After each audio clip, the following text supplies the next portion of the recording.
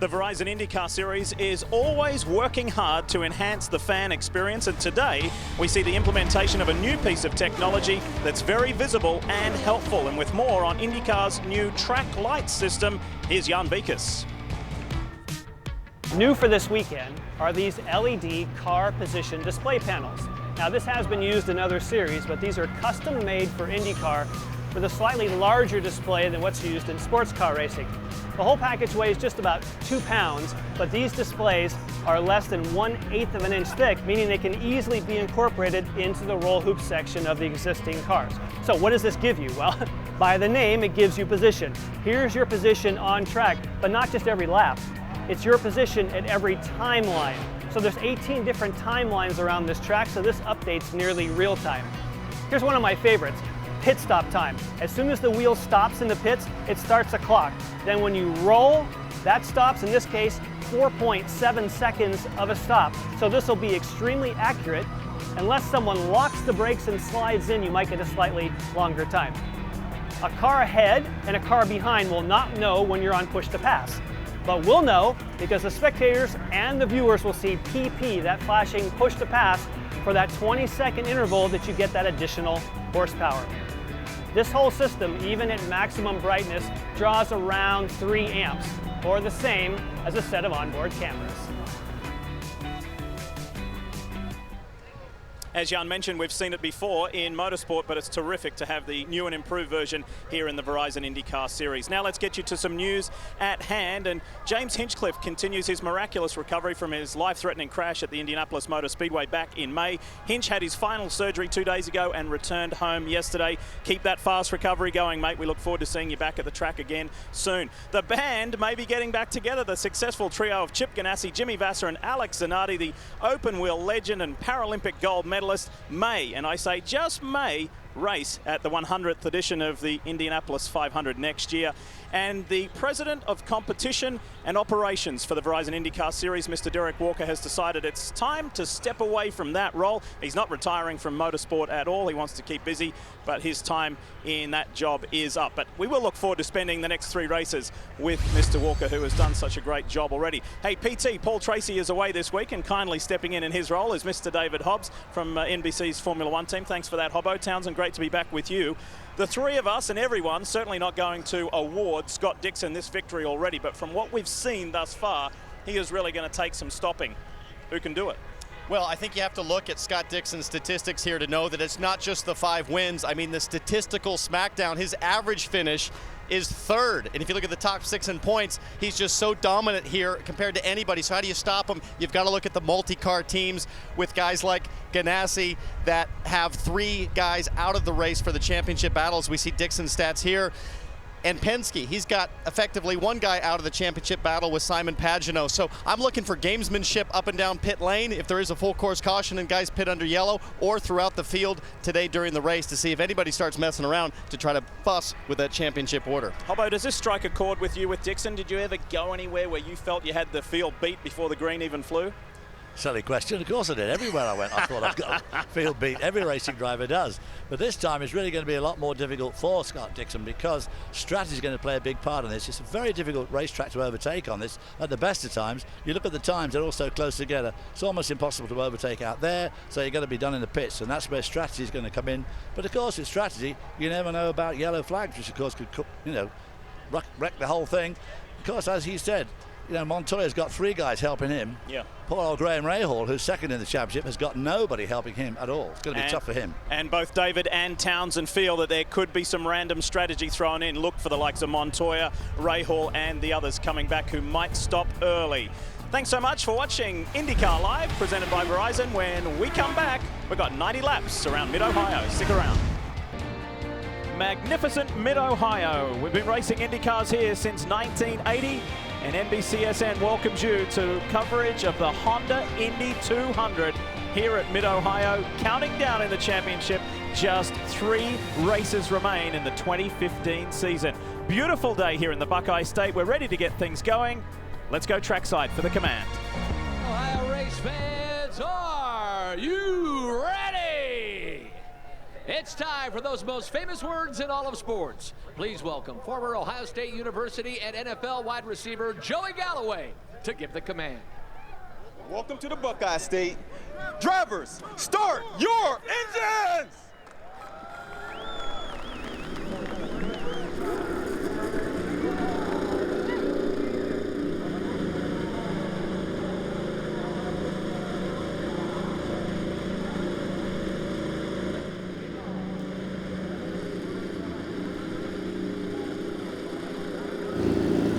Front row is made up of two former champions, Will Power, Scott Dixon. Both need wins to get back in the championship. They're very much in it. 10th time that Power has started in the front row. And although this has been Scott Dixon's playground, keep in mind, we've had only one winner start in the front row this year. Robin? Kevin, last year, this man, Joseph Newgarden, was one good pit stop away from his very first IndyCar victory.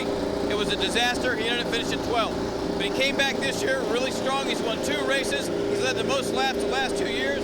He's starting the 3rd row today, and he's going to try and get that first win. And Robin, Juan Pablo Montoya rolls out here in 10th spot as he burns rubber. He is starting in the same average position as the winner for this year. Look for Montoya starting 10th to take some aggressive strategy. I think he'll pit early and put pressure on the leaders, Katie. These are the baby booties that Graham Ray Hall wore as he terrorized the grounds of Mid-Ohio as a kid. And although he's been coming here since he was just a baby, he has 7 IndyCar starts here and just never finished on the podium. He had a rough qualifying session yesterday, so he'll have to make his way up through the field from 13th. He's hoping that the Ohio State gloves and helmet will rub off with luck from their national championship on his way to maybe his first championship. Lee? Katie, at a place where his famous father Bobby won on a couple of occasions, Graham would dearly love to do it again. He's a Honda driver, and we need to talk about Honda because you don't want to miss out on a chance to get in on Honda's fastest seat in sports sweepstakes by entering at shophonda.com. Today's lucky winner is Dan Bordenkecker from Indianapolis. How appropriate. And Dan is enjoying the ride with IndyCar, Formula One, open wheel, and motor racing legend Mario Andretti. How is it, Dan? Lee, this is fantastic. This is my childhood dream come true. I always wanted to be an IndyCar driver. And to do it at a circuit with the rise and fall of Mid-Ohio was just spectacular. By logging on to shophonda.com, Dan won the opportunity to start today's race with Mario Andretti. Fantastic, and he's thoroughly enjoying it. Looks like a great ride. One step away from being a driver, he's a passenger, but we're here at Mid-Ohio, certainly one of the driver's favorite tracks on the circuit, and it just ribbons through these beautiful Mid-Ohio hills. Turn 1 is very challenging, probably the most difficult corner on the track. You could lose it easily at the exit. Passing zone is down there in turn 4. That's the easiest place to pass here. Pretty fast as you go up over the hill and then through Thunder Valley. And then turn 9, probably one of the most difficult corners on the track because it has a big step off at the exit just as you're trying to put the power down. And I think one of the forgotten corners, turn 11, is very tricky because it's off camber. It's bumpy at the apex and you have to turn very early in order to stay on line. The groove is narrow there. Some good key spots to look for on this short but very challenging Mid-Ohio circuit. The grid for today's Indy 200 here at Mid-Ohio brought to you by Mothers, and it's a Dixon Power front row. The last time Scott Dixon started on the pole here, he won. Going back to row 3. And you've got to find Joseph Newgarden there with a great qualifying performance and a former winner again, Charlie Kimball, who made the Firestone Fast 6. David, as we roll through this grid, who jumps out at you? We've spoken so much about Mr. Mid-Ohio, Scott Dixon. Who else are you looking at? Are you looking at JPM, the points leader, back in 10th, or guys further back like Marco Andretti? Marco Andretti should be in with a good shot there. Jack Hawksworth has been very quick all weekend too. That grid position doesn't really show. And there's poor old Graham Rahal, second in the championship, down there on row 7, not where he wants to be, and as we said, he has no help. Simon Pagenaud missed out a lot of practice with an engine problem. Takuma Sato was quick early on Friday, but sort of tailed off as the weekend went on. Townsend, you were saying to me a little earlier that somebody like Simon Pagenaud could pit early, calculate the time right, get out in front if Dixon continues to lead, and bring Dixon back to field. Yeah, I mean, Pagenaud's out of the championship hunt, so he's a floater, and I think Roger Penske can use him as he needs to today, strategically in the race or on pit lane. Spectacular day here at Mid-Ohio, and we're not far away from going racing. There you see the new track lights on the side of Ryan Briscoe's Schmidt-Peterson Motorsports Honda, and we say thanks to Lucas Oil for bringing us this view. So many spectacular onboards. Up front, the pole position man, Scott Dixon. Verizon brings us this view and a whole lot more. To Tony Kanaan, his Chip Ganassi teammate, with thanks to NTT Data for giving us this view.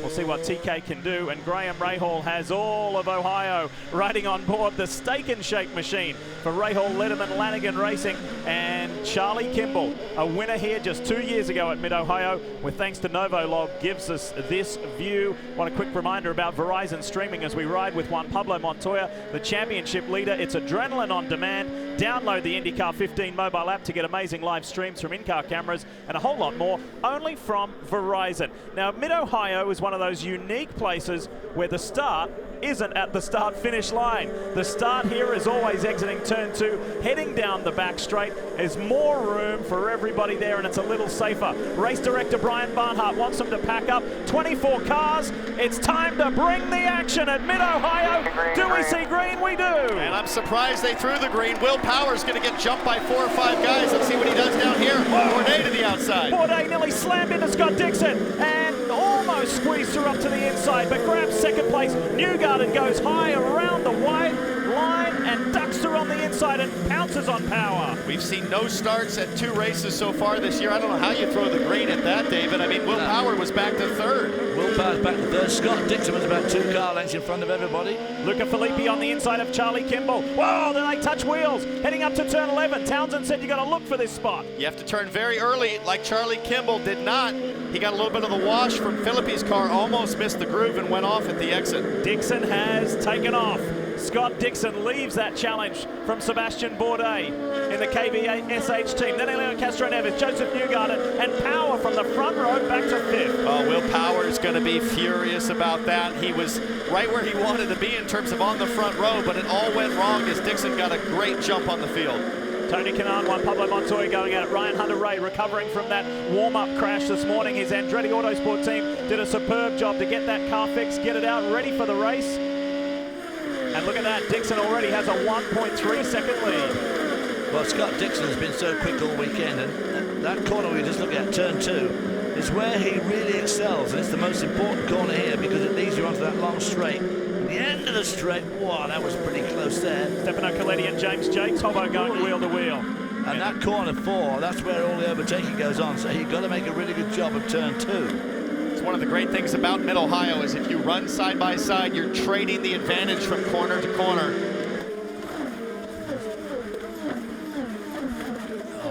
I'll tell you what, another thing this afternoon is going to affect these guys. It is very, very hot. And this is a very physical circuit, 2.2 miles, 14 curve, and I mean, it really, really is all go all the time. So these guys are going to get pretty tired as the afternoon wears on. And over the last few years, we've seen an incredible amount of green flag running. Very few cautions over the last few years here at Mid-Ohio.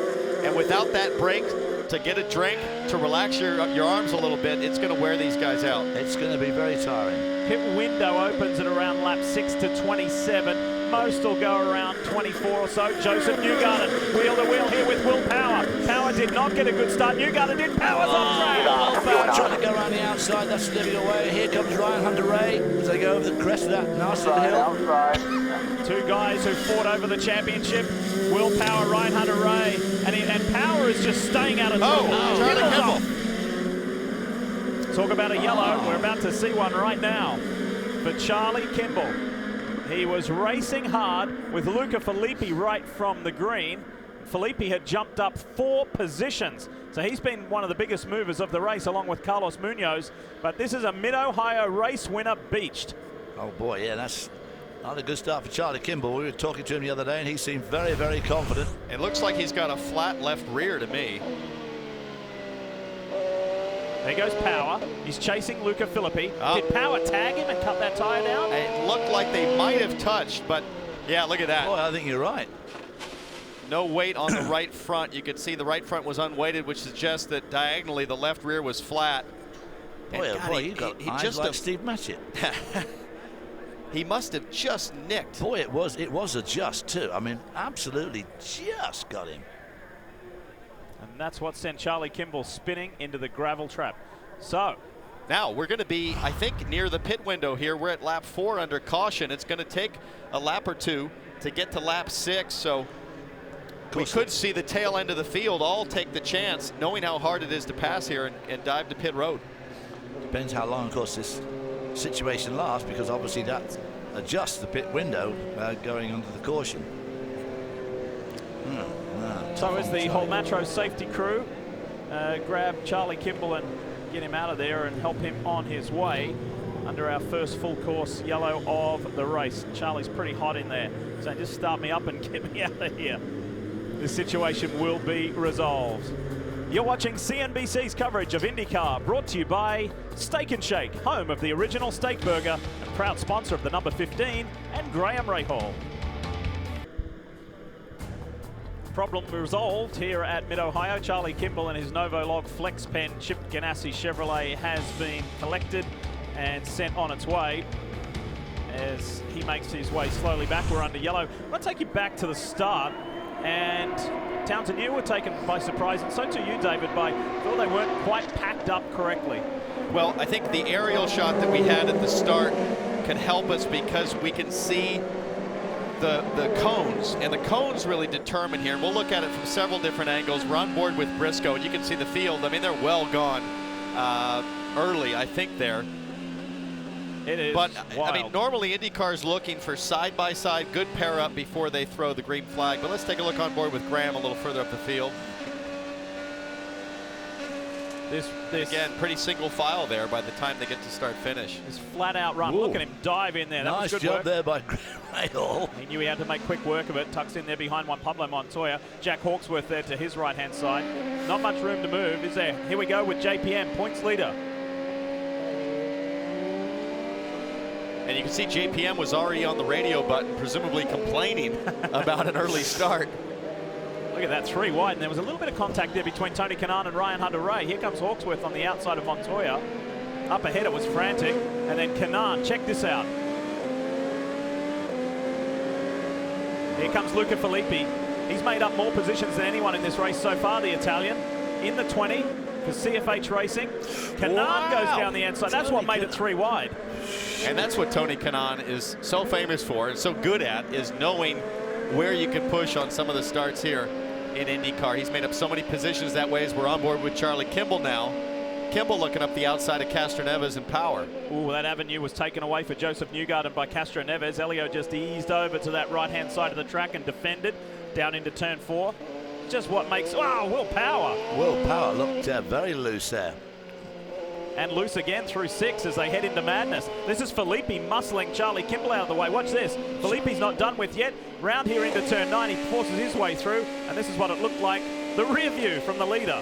Watch how good Bourdais is here. That was a nice move, and he knew he had to try and pounce early. Try and get that advantage, David. Well, he certainly did bounce early. All right. He made a very good job of it. So now what I'm looking for is where are the cones? I see one cone right there. So maybe Dixon was already into the start zone, but I think those cones are probably further down the track, closer to start-finish. But, boy, it really got strung out as we go back here for the start. Ready for the restart. Joseph Newgarden keen to go. His CFH teammate, Luca Filippi, was keen, and he got ahead of him straight away. Right around the outside is Power, but it's Dixon defending from Bourdais. It's almost like a repeat. Bourdais not close enough this time. Around the outside goes Luca Filippi. Filippi now moves ahead of Elio Castroneves into 3rd. Elio tries to come back and will have the track position. Nice work. And again, the classic sort of over-under here at Mid-Ohio. If you can stay positioned while you're getting past, you've got the advantage at the next corner. Castroneves played that brilliantly to defend. Luca Filippi is driving with extra motivation this weekend. Not only does he enjoy his role as the road course specialist for CFH Racing, he's a new dad. His daughter Mia was born since the last time he was in the car. He and his wife Elisa are celebrating. He said, I want to give my new daughter a race trophy. And look at that move from Marco Andretti, trying to go rodeo style through the last corner, but he's going to run out of room there as he had to check up and fall back into line. On board here with Graham Rahal, and look at them struggle on cold tires still through turn 1. That's what got me about Sebastian Bourdais on those cold tires. He was making some very brave moves. Rahal out wide. Pagenaud had an inside look there, but turn 2, what's affectionately known as the keyhole turn, is quite difficult to pass on. Dixon, Bourdais, Castro Neves, Filippi, Ryan Hunter-Reay into the top 5 ahead of Will Power. Joseph Newgarden, Tony Kanaan, and Montoya has made up 1 spot from his starting position to 9th. Young? Ryan Hunter-Reay, and you documented the fact that that big crash that he had in final practice, and you did also say they got the car back together, but the good news is they got it back together with all the exact parts that he needed. Every once in a while you have a crash and there's some special widget you don't have another one of, but they said the damage was not that severe, and they like the way they have the car set up. He just said, got a bit loose in practice, but I love this race car. Power is struggling behind him and falling into the clutches of Joseph Newgarden, already a 2-time winner. Hey, remember the last time that we were on a road/street course was Toronto, where CFH Racing went 1-2. Newgarden with the win, Filippi second. They've really come alive here in the second half of the season. Struggled a little bit on the ovals with Ed Carpenter, Joseph Newgarden, a few tracks, but then they were so strong at Milwaukee, pretty strong at Iowa. But so far, I really am happy for Luca Filippi because he struggled here his first time with Brian Herta, had a poor qualifying, didn't really get to show the speed that we knew he all had. And now with him running up front, he's showing what he's made of as Montoya is defending Hawksworth.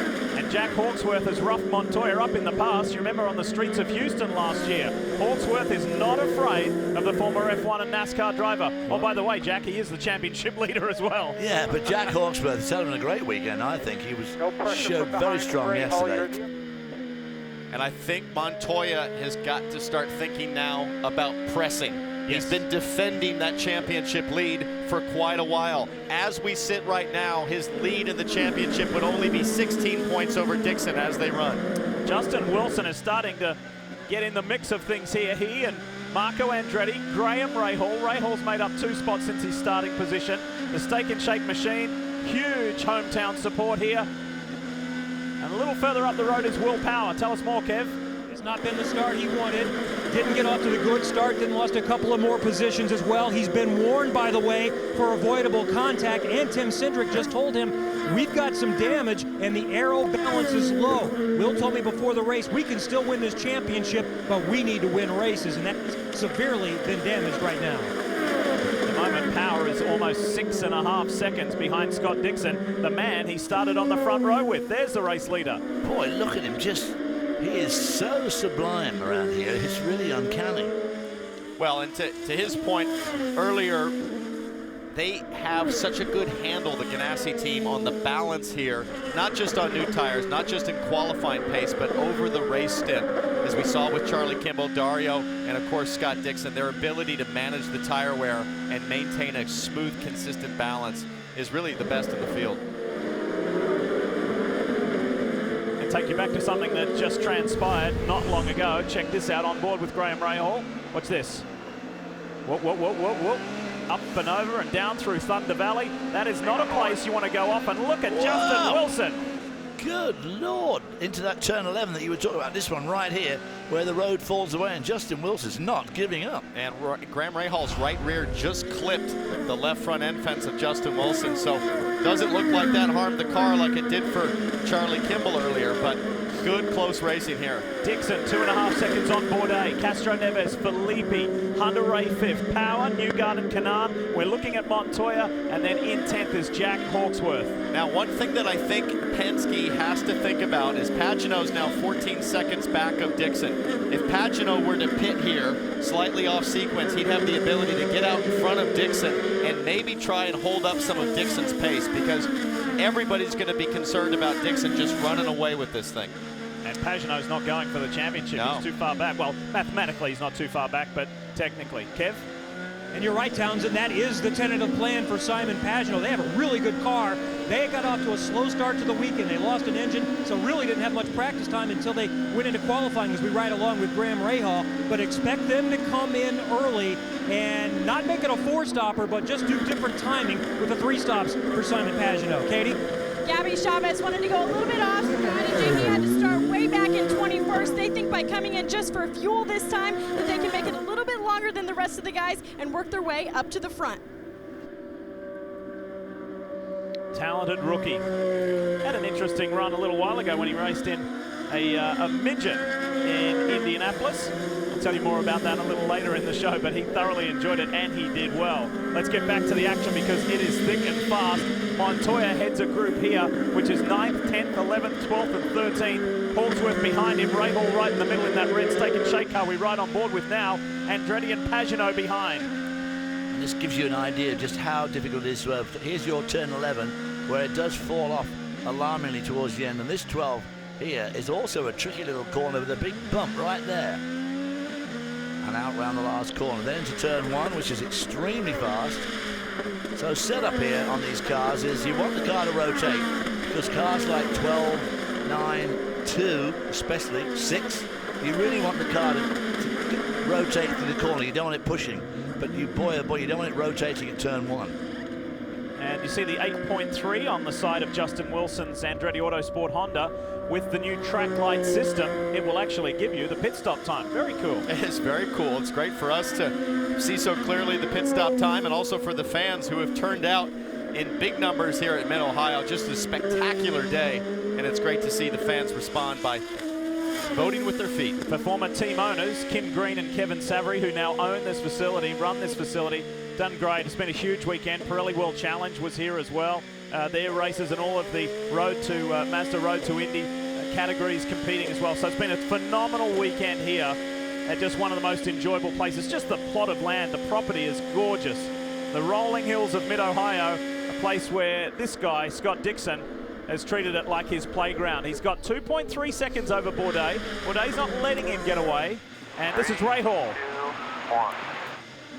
Graham Rahal said his team has to pull off another win this season in order to have a shot at his very first championship. They're just going to throw on a set of new reds and fill it up with Sunoco fuel, Jan. And same for Takuma Sato. That was a 7.3 second stop for him. He's gone for sticker reds. Remember, this is his 100th IndyCar start, and he wants to have a good result. He can't believe that he is at that milestone. He said it's just gone so fast, gone by so fast. So many people have helped him, and it's a thrill and an honor for him to be still in the Verizon IndyCar Series driving for the legend, AJ Foyt. I just find it inconceivable this is his 100th IndyCar start. It's seen 5 minutes as he's been formed. Doesn't seem 5 minutes to me since he absolutely waxed everybody in the British Formula 3 Championship. And you can see those wicked fast hands of Takuma Sato working so hard on this outlap. And this, of course, is so critical in IndyCar. No tire warmers like Formula 1. So when you come out of the pits, they are working overtime to try and manage the balance.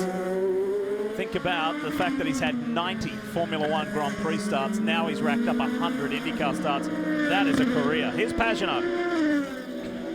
As we mentioned, Simon Pagenaud is going to go off strategy. He comes in early, still going to be a 3-stop race. They started on the primaries. The alternate Firestones get just as much life as the primaries, so you want to spend as much time on the reds as you possibly can. Pagenaud back out now, hoping for some luck. Pretty decent stop too at 6-7. Yeah. That was There's nice. Scott Dixon. So Pagenaud will be well up the track from Scott Dixon, but if Dixon keeps up this furious pace, we could see a situation where he catches Pagenaud, but is unable to get by. Yeah, it's a bit of a long shot. The gapping wasn't quite right, I don't think, but nevertheless, they've got to try something to hold him back, because he is only 47 points behind Juan Pablo Montoya, and if Montoya has any sort of an issue in the race, that gap will close down. Bourdais still running strong. Don't want to demoralize the rest of the field, but every time that Scott Dixon has led a lap here, he's won. Apart from that. Leave it to you to bring out the demoralizing stuff. Will Power has had issues early on, and they are going to change the nose cone, so they will adjust and address that damage after the contact which Power was warned for early in the race. So this is going to be a longer stop under green flag conditions. You see the pit clock, it's about 8 or 9 seconds longer than normal. Power is back out as Marco Andretti, who also pitted, gets out right in front of him. And the reason, Kevin, that he shot around the outside, he made a quicker stop, and Marco Andretti has gone with some scrub rev tires, and now Joseph Newgarden saw that, but they made a quick decision that they want to go for stickers. So Newgarden, one of the top runners, is going to go with the early strategy as well. It's good work for Simon Pagenaud, though, because Pagenaud was behind Marco Andretti, so positions gained there for Pagenaud and on his Penske teammate as well. So Dixon with a 4.4 second advantage as we race lap 17 of 90. And guys, Scott Dixon has just turned a 106.9 lap time. Everybody else is in the 108s as Newgarden hits pit road. Joseph, as I mentioned, is one of those that's going to go for this earlier strategy, and they made a last-minute decision to go with stickers. When they say reset the fuel, that helps him. Oh, they lost a wheel nut on the left front. That is going to slow the stop. Wow, Joseph Newgarden did not catch a break. That was a 10-second stop. And Mid-Ohio is not a fun place for this crew. They've had problems in the past. Oh, my God, his pit stops are just killing me, let alone him. That's what stopped him last year. We're going to take you back because Joseph Newgarden was in prime position for his maiden victory. Check this out. And it was just simply the air hose looped wide on the pit lane, and he runs over the air hose. It flips up. It actually wraps around the shark fin of the under tray, and it just causes chaos on the crew. And they had an easy lead. There was no need for rush or pandemonium. Justin Wilson now on Joseph Newgarden. He's going to have position as he climbs the hill. Justin Wilson, great to have him back in the Verizon IndyCar Series. He's not doing a full season. He will finish the year out for Andretti Autosport and showing us once again why he should be a full-time driver in this series. Oh yeah, he has nothing to lose, and he's going to remind everybody why Justin Wilson has been a name that has been on the tip of everyone's tongue in terms of full-time rides with top teams in this series, and he's still proven he's got everything to do that. Justin Wilson, really accomplished driver. So nearly lost that big chance with Jaguar Formula 1 when the whole thing imploded, but nevertheless, he got around Joseph Newgarden there, who's one of the quick guys, and is pulling away very successfully on this lap. And now that I think of it, Justin Wilson was brought in specifically by Honda and Andretti to help the Andretti team get themselves going better. And guys, it's worked. Yeah, I mean, if you look at the Andretti result, I'm not saying it was all Justin Wilson, but you'd have to think that the trend suggests that his feedback, all of his setup experience has paid dividends, because right now you've got Hunter Ray running in 5th, and you know Marco Andretti's had a good day, and here's Carlos Munoz, who's also been working his way towards the front, and he's won on the strategy race in the past like he did at Detroit. So I think the result of Justin Wilson's influence has certainly paid off. Biggest mover in the field. Keep in mind, though, pit stop cycle at the moment, but Munoz could do with a good race because the rest of the weekend has not been that flattering to the young Colombian driver. Michael Andretti, team owner. Big weekend. It was very good to see his main man, Ryan Hunter-Reay, victorious in Iowa. That gave the team a real boost to couple that with Munoz's victory on the streets of Detroit. And given the pain that they had in the first half of this 2015 season, Andretti Autosport could do with all of the morale-boosting results that it can get. 5 seconds is the lead. Dixon over Sebastian Bourdais. Castro Neves still third. Filippi fourth. Hunter-Reay, Montoya, Kanaan, Hawksworth. Top 8 yet to stop. And those front runners about ready to make their first stop. Here is Scott Dixon. Remember the big picture. He's still very much in the championship hunt. Would dearly love a 4th Verizon IndyCar Series title, but right here today, he's trying to win his 6th. That's right, 6th at Mid-Ohio. We welcome you back to the Indy 200 here at Mid-Ohio, and we are under our second full course caution. There is significant debris on the racetrack, and this is not going to pan out well for those. As we went to the break, Jan, I mentioned the top 8 were yet to pit. That's not going to advantage them at all. No, in fact, I was going to say, just before we went to the commercial, we look at the replay first of what brought out this caution. When there is a caution period and the top 8 drivers have not pitted, they're going to lose all that track position. So all these early people that we saw hit pit road, they're going to get a free pass up to the front with track position. The leaders will stop, but they'll give up all those hard-earned positions. And that really helps Montoya and Rahal. Yeah, big time. As we were going to the break, Pablo Montoya was just heading to pit lane, so he pit on lap 20. All right, let's see who heads to the pits. Let's see who stays out. The answer is pretty straightforward there. A lot coming, but the likes of Charlie Kimball won, Pablo Montoya, Graham Rahal, who we just mentioned, did not. Sebastian Bourdais was trying to keep pace with Scott Dixon, so he was saving fuel, but he was losing a lot of ground on him. This yellow helps him. They put on some scuffed reds to help him hopefully get some grip. Jan? Luca Filippi has a little bit of a hard time. He had a great pit stop, but had a little bit of a hard time getting going, but he maintains his spot. Off pit road, it was Scott Dixon beating everyone. Then Helio Castroneves next. Sebastian Bourdais went third. Of note, Scott Dixon is using this stint to go to his primary black Firestones. Most of the others up front going on the sticker reds. Won't ever hear us talk about that on an oval in the Verizon IndyCar Series, but on road and street courses you must use the 2 tire compounds provided by Firestone, and they are the black and the reds. You only see the reds when it's qualifying time, that softer compounded tire. You must run at least, you must run both of them at least once during the race. So, we asked the question right at the beginning of the show, who or what could beat Scott Dixon, Mr. Mid-Ohio here today? Is it going to be this caution? Well, it's the circumstance that you can't control, and Scott Dixon knows that. He has no control over when a full course caution comes out.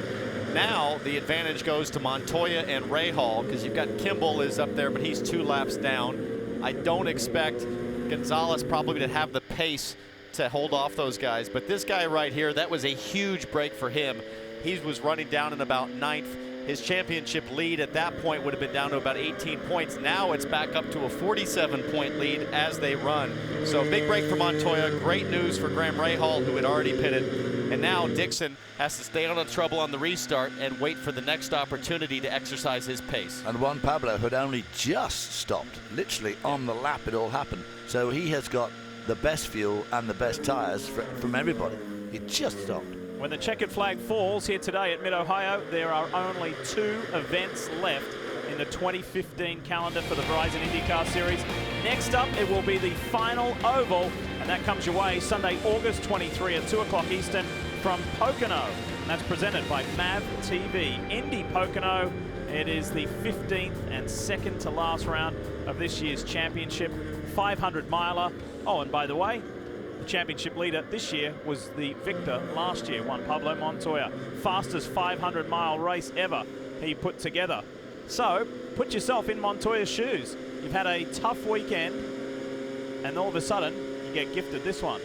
Well, right now you're managing. Now he's back to 47-point lead in the championship, so he's managing it. But earlier we heard something out of Scott Dixon's radio. Scott, the one thing we're a little worried about, you can check it now. Check your speed limiter, make sure it's working. But we lost the right front wheel speed. We just want to make sure it defaults to the rear. So that was Mike Hall talking to Scott Dixon about their pit speed limiter. It goes off of wheel speed, and it sounds like they lost a wheel speed sensor on the front, and the software should default to the rear. So they're going to make sure that that's working. Kev? John Bosla calls the strategy for Juan Pablo Montoya. You said you didn't want to do anything too wild. You didn't, and it's worked out perfectly. Some luck for you. Yeah, our committee here did a great job, giving us the right information, and he's driving really well. Car's good. We're just, settling in and see what we can do. Now Juan Pablo Montoya is definitely much in the mix to win this race, Katie. Ricardo Note calls the races for Graham Rahal. Ricardo, how much did that yellow help your strategy for Graham since he'd already pitted? Well, we did okay. We're going to have smaller fuel windows than Juan Montoya. He got really lucky and got in just before it went yellow. But the Steak and Shake Honda's handling really well. I think we got something for the field. Now we're running around in 3rd place. It's looking good. We have 2 more stops, and everybody else does too. The only thing is we have smaller windows than those guys do. I think we'll do all right.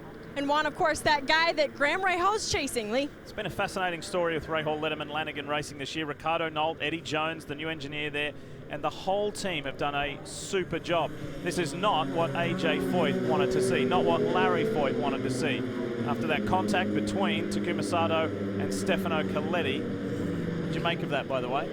I didn't quite see enough of it to really make a call there, but with all that side-by-side racing in that section, you certainly can have contact. Now, let's not forget in all of this too, you've got Tristan Vautier, who's going to be leading with Dale Coyne on the restart. He pitted on lap 4 with this extended yellow.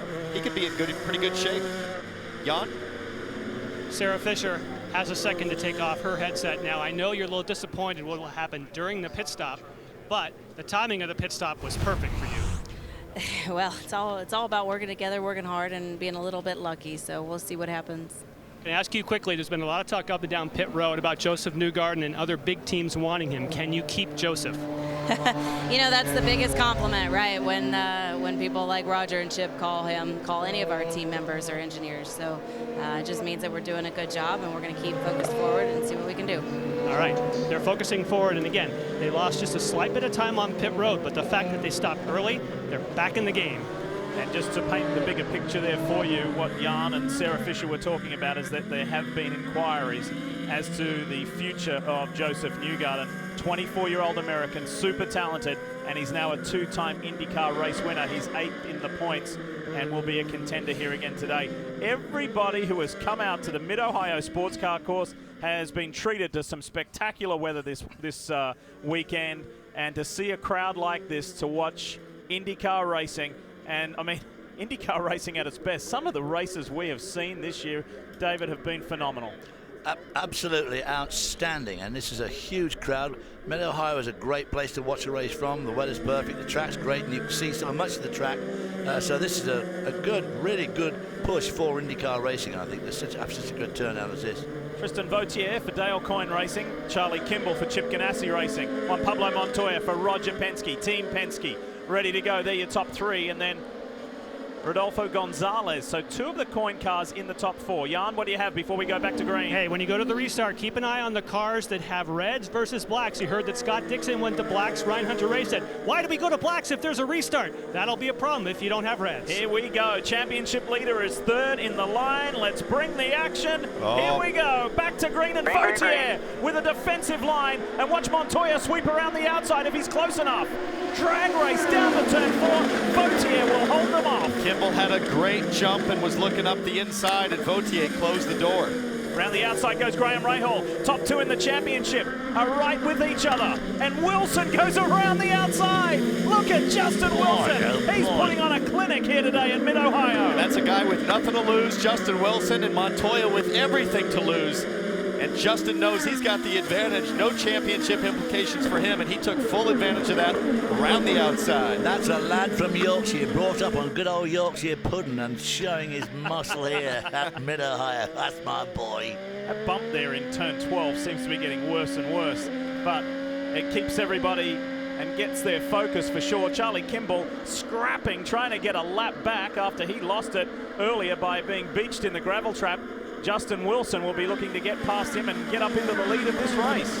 Of course, Juan Pablo Montoya, talk about sitting in the catbird seat. I mean, he doesn't have to win this race. Oh, and he knows that. I mean, if you look at the top, cruise around, and if you look at the top 5 in the championship, Montoya has led the least amount of laps all season, and I think because he's played the game so well, Kevin. We thought Juan Pablo might have something for Vautier at the start. As you mentioned, Kimball trying to get some laps back. I don't think Juan Pablo's too happy with his teammate a couple of laps down at this point. You're right, he knows he doesn't have to win, but circumstances have presented that opportunity to look like he was in the catbird seat, but he has said, we're not going to do anything wild. We're not going to try to be a hero. We just need to run the race like we normally do and take what is given to us.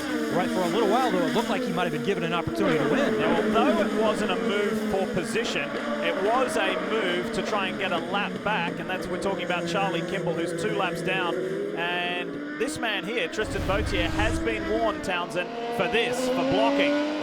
Let's watch. A little bit of a clip there to the left front wing. Now, one of the unique elements of Mid-Ohio is that the back straight is not straight. There's a kink in the road, and the racing line is there at the apex as we're on board with Rahal. Look to the left. Watch Justin Wilson. Not 1, but 2 in turn 6 at Mid-Ohio. You don't often see that. That's a twofer around the outside of turn 6. You very rarely see that. So what's and he did that on the cold tire, so he just felt a bit braver there. What is in that Yorkshire pudding as we watch? Gonzalez put a move on Pagano. And in behind, getting a good look at that, was Will Power. Marco Andretti's ready to pounce as well. Do you remember Toronto? Gonzalez led some laps, and he was a tough customer to get by. Andretti and Power going at it. That's further back. That's for 8th and 9th. Gabby Chavez, the rookie for Brian Herter Autosport in that black car. He's now in the 10th position. Where has Scott Dixon ended up in all of this? He is now 8.2 seconds behind the race leader in 12th. And here we are with Dixon, and now the biggest challenge is how do you get by? Because this is Mid-Ohio, they're taking dirty air, or giving you dirty air in front, and there's no chance for Dixon to exercise his pace when he's buried in the field like that. It neutralizes Dixon's advantage across the board. And of course, these cars are so ultra competitive. There is absolutely no time gap between the pole and the back of the field, really. So when you're all racing out there together, you know, your lap times are about the same. Now this is, you know, his opportunity down into turn 4. Now listen to him work and the car at work.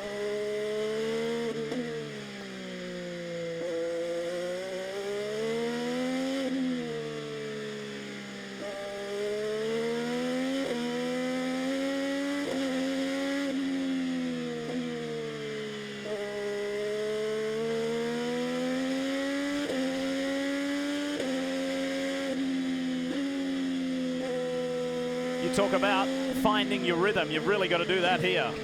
Yeah, and you can really hear how excellent the car is set up in terms of how Scott Dixon lays the power down. So smooth, no wheel spin, and he's just going to try to conserve his tires, save as much fuel as he can so he can leapfrog him on the pit stops.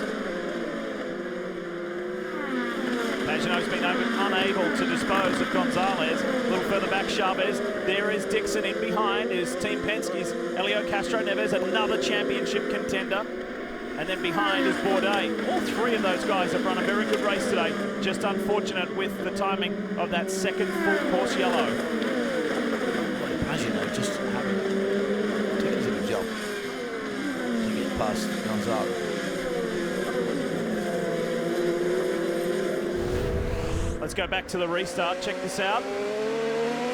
So watch here in the upper corner, that lighter IndyCar track light system goes to PP, which means push to pass. Now, IndyCar has taken away the ability for us to see it on timing and scoring, but PP suggests, David, push to pass, right? Something like that. Tristan Vautier is holding these guys off now. Everybody's tires are up to temperature. Now they're all lapping at sort of very, very similar speeds, but look at that. Going to stop pretty soon. Any changes? Any changes? No, don't shoot. He's on a significantly different strategy to the others. Vautier pitted on lap 4 of this 90-lap race. We're now racing lap 31. Those behind are in much better shape. His teammate pitted on the same lap as well. So, well, Vautier is trying to do what Scott Dixon did last year. He started dead last, and now he's leading. On board with Charlie Kimball, who was very much in the mix until it all went away very early in this race when he got tagged by Will Power and sent into the gravel trap. Let's head to the Ganassi camp. Here's Kev. Michael calling strategy for Scott Dixon. Last year he got the break with the time yellow. Horrible luck so far this year. Now, how is the car as he tries to make his way back through the field? Well, we're kind of treading water at the moment, just trying to get to the next stop here so we get red tires on the car and try to find a gap on the racetrack. We'll probably come as soon as we can. Yeah, you're right. This is the black tire stint, so they want to make this one soon. So watch for Scott Dixon to try to turn the luck back in his favor by pitting and then get a caution to cycle back up to the front. Well, I think that answers our question on tires. Everybody's going to run the blacks just once. Yeah, exactly. And try to get back on reds and run the majority of the race on reds as we see Vautier continue to work the lead and try to stretch his fuel as long as he can. Tristan has not done the entire season, but he's been a really good fit there at Dale Coyne Racing. He's done a nice job. He works away. Pretty sure he'll be in for the remainder of the season. Unsure about next year. Very talented young French driver. And pretty cool of Dale Coyne to put a young, deserving driver in for the season. They're light on sponsorship, but I think Dale Coyne knows, hey, I've got to show performance with my team, and Vautier has demonstrated what Dale Coyne Racing is capable of. And there comes the call. And who else was a very deserving, talented driver who used to drive for Dale Coyne? The man chasing him, Justin Wilson for Andretti Autosport. So the 19 car will move out of the way. Justin Wilson will inherit the race lead. However, he has 8 laps less fuel on board than Juan Pablo Montoya, who sits right behind him. Top 2 in the championship, once Vautier leaves, will be in the top 3 in this race. On board with Rahal. Let's enjoy the ride.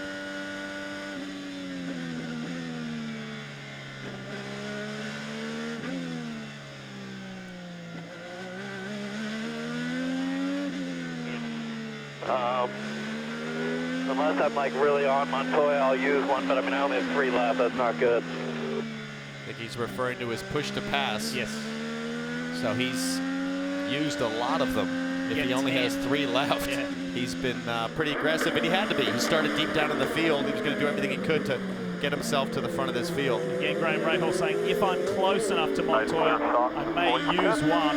However, until then I'll save my 3. Tristan Vautier has been with Dale Coyne Racing since the Indianapolis 500. Last time him and Rodolfo Gonzalez were teammates. Rodolfo also trouble for Tristan Vautier on the left front of that car. They're hoping to get him some experience out front, but a long pit stop, he'll go straight to the back, Lee.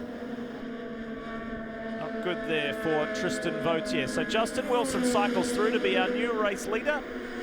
The lanking Englishman leads the way. Montoya, Rahal, Newgard and Pagenaud in the top 5. Will Power, Marco Andretti, Gabby Chavez, James Jakes and Scott Dixon, the pole sitter, runs 10th at the moment. Chase is on not only in this race but in this championship. Graham Rahal came into this event 42 points behind Juan Pablo Montoya. That might sound bad, but for Rahal, he's never been as high as second in an IndyCar Series points race. He's having the season of his career. Watching Gabby Chavez here with James Jakes. They're having a nice little battle here for the 9th position. And that Brian Herta Autosport team also winning their first global rallycross event last weekend in Detroit. So they're branching out a little bit as Chavez continues to push hard here. Jan? And of course, James Jakes is in the middle of that battle as well. You see him now in the middle of the frame. James has said he expected this would be a good track for them because he felt the Honda Aero Kit was good on smooth racetracks. You can see his car's wiggling. He's getting everything he can out of it, but said he thought going in he'd have a good race car. It started the weekend well, but he was very disappointed in their qualifying performance. Robin, there's a fantastic story. John overtake. On the 98, Gabby Chavez, as he makes life difficult there for James Jakes. But tell us about his midget story in Indy. Well, he had a weekend off, Lee, and he said, you know what? I got an opportunity with Honda to go run their midget at the Speedrome, a legendary little short track oval in Indianapolis. And the guy gets all the way up to 3rd in the feature, and they give him a chance to run for $10,000 extra if he goes to the back for the last 25 laps. Give him all the way back to the front to win. He's going to win an extra 10 grand. He didn't. He got back to 5th. But he said, I explained to him that's how AJ and Mario and Parnelli, everybody got to the speedway by running through midgets and sprint cars. He said, I wish I'd have been in that era because I'd like to run every week. And he says, now I want to run one of these midgets on the dirt. So he's made a lot of fans just with that one weekend at the Speedrome. A lot of people that didn't pay any attention to open wheel racing as far as Indy cars go became Gabby Chavez fans of that night. It was the inaugural Tony Stewart Midget Classic, so well done, Gabby. And branching out, Hobbo, never hurts anyone, right? You drove a variety of cars in your career. Well, of course, the old days, you had people like AJ Foyt and myself and Mario, we drove everything. And for Gabby Chavez, it was obviously a great opportunity. And he showed extremely well in a completely foreign discipline to him. You know, speaking of opportunity, there's, I think, 6 Indy Lights drivers that are all going to have a chance to do their first IndyCar test at Sonoma coming up in the next couple of weeks. There's a benefit to IndyCar teams letting the Lights drivers get some seat time as a way for their regular drivers to get more test time. So an incredible opportunity. Guys like Sean Rahal, Spencer Pickett, etc., all getting a chance at the next level at Sonoma. For Team Penske, for instance, you mentioned Spencer Pickett, who's an Indy Lights winner. He'll be in a Penske machine along with Nelson Piquet Jr., former F1 driver and a Formula E champion, GRC driver as well. You're going to have Sean Rahal, who's an incredibly talented driver. Ed Jones will be in for Rahal, Letterman, Lanigan. Rahal, by the way, will be in at Ganassi. Jack Harvey in for Schmidt, and Matthew Brabham will drive for Andretti. So well done to all of those young guys getting a shot. Obviously, Piquet Jr. is incredibly accomplished, but for the other younger guys making their way through the open wheel ranks, it's a massive opportunity. Take you back and show you something that has just happened. The view from Graham Rahal's car, look at that. That's just, is that just gravel on the track? Looks like a stone or a rock that turned into 10 or 15. Boom. I think it's come from Pluto. I think I saw Luke Skywalker in a similar situation in the original Star Wars movie there. A lot of debris coming off. How about Honda and Justin Wilson and Andretti Autosport? 1.8 seconds out in front of Juan Pablo Montoya. Montoya's got a second on this guy here, Graham Rahal. And then we look back to Joseph Newgarden. He's under 4 seconds behind the race leader and in good shape. However, Montoya is in the best shape as far as fuel. Pitting at the right time, a little bit of luck there, and Dixon's in. You heard the general manager of Chip Ganassi Racing, Mike Hull, say we're going to come in as soon as we can, Kev. And he's not also only been wanting to get off of the primary Firestones and get back to the alternate quicker and just as long-lasting alternates, but he's also been wanting to get out of traffic. He's been saying, I can't get where I can't go. We'll see if the car is now more to his liking with a very good pit stop for Scott Dixon. Now I'm out on my own. I've got clear air coming across the front of the car. Let me go to work. Yeah, this is a crucial corner, you know. It's turn 2, long right-hander, almost 180 degrees. And look at how quickly those reds come in. Those are sticker reds, and he just hustled it through turn 2, where he's been so strong, frankly, all weekend. But the Firestone reds come in very quick. Fast approaching the halfway mark in this race. We're already racing lap 39 of 90. We've had 2 full course cautions so far. Here's Kanan and Ryan Hunter-Reay on track, and RHR dives for pit lane. The Iowa winner. And he'll be following suit, I imagine, as to what Scott Dixon here. Get rid of those Blackwall tires, put some of the reds on, and get out after it. 1. And the window is just open for him to be able to do so, just like Scott Dixon. So he's going to take advantage of this. He wishes he did not have that at the time. They have repaired this car after the crash. 9-second stop for him. I'll also tell you, when you see those LED displays, you've been seeing PP, and there goes Dixon flashing by. Townsend, you were talking about the fact that teams do not know how many they have. They haven't in the past. Today they do. For some reason, the data is showing up on the computers on pit road. You heard Gabby Chavez. They were coaching him that someone was on the button. You heard the same for Graham Rahal. So the data is out, and here comes Wilson. Justin Wilson said team morale for the entire Andretti Autosport team is up after Ryan Hunter-Reay won in Iowa. His team is going to put on a set of sticker blacks, fill up with Sunoco fuel as he comes in as the leader. Lee? Great stint, Justin Wilson. Boy, oh boy, not only was consistently quick, but pulled off some spectacular moves as well. Well, and what a refreshing session for Wilson, or at least a stint, to run up front in clean air and remind himself, hey, this is what I was born to do, this is what I know I can do, and to have an opportunity as Sage Karam hits pit lane is pretty awesome.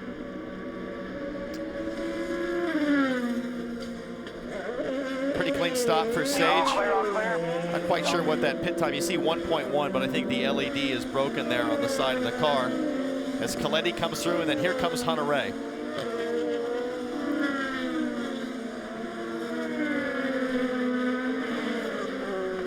Sato exits pit lane as well. Here goes Ryan Hunter-Reay. He's already up to speed and tires up to temperature.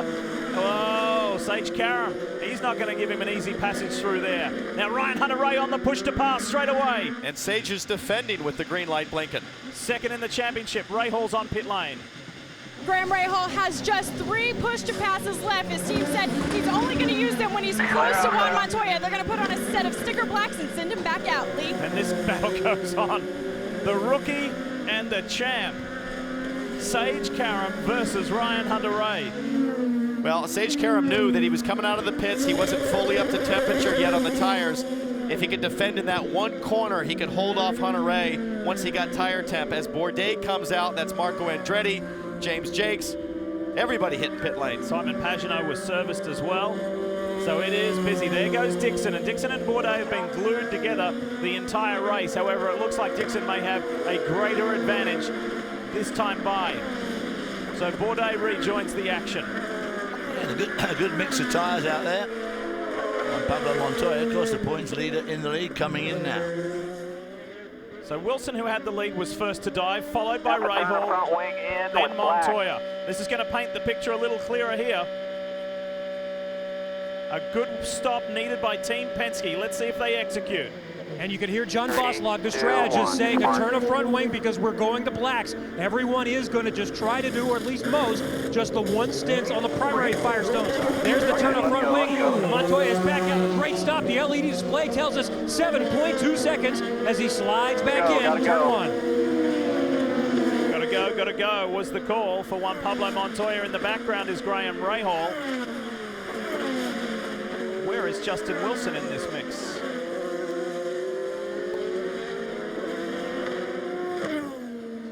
There's Wilson at the back. So advantage Montoya, advantage Rahal. And Montoya only did about 20 laps on that stint, so he was able to short fill a little bit, slightly quicker pit stop time than a full tank of fuel. Now we'll see what he can do on on blacks, as Newgarden hits the pit lane from the lead. Let's see if he can have a clean stop this time. Boy, he needs one. All right, we got you. Come on down here. You're going to have a clean pit in. Hey, Jan, he had a solid lap last time round. It was a very impressive in-lap. Yes, in and out laps are so important. Now, they know that they've had a miscue, obviously. This is about taking your time, just no mistakes. Don't see any issues with wheel nuts, but they have to wait for power. So they didn't have a problem here. But that was a smart move. If they would have sit in, there would have been a crash. Newgarden had to wait for Will Power to come in. Power did get the break. He came in earlier the first time, changed the nose cone, got the yellow to fall in his favor. Now he's hoping it stays green, and everyone else has to come in under green. Rahal comes out behind Joseph Newgarden. Newgarden trying to get up to speed, get those tires up to temperature as quickly as he can. Advantage to the CFH racing team. It wasn't as bad as the wheel nut incident, but they still had a problem on pit lane, David, with the fuel probe. Yeah. He got sort of jammed up as he pulled out. Kanon's trying to hold off Montoya. Rounded him up there.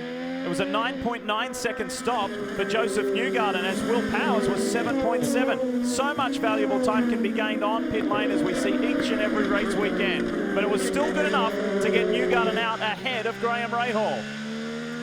But when you think that these guys are separated by a couple of tenths or sometimes hundredths of a second, to lose 2 seconds in a pit stop is a massive effort to try and get it back.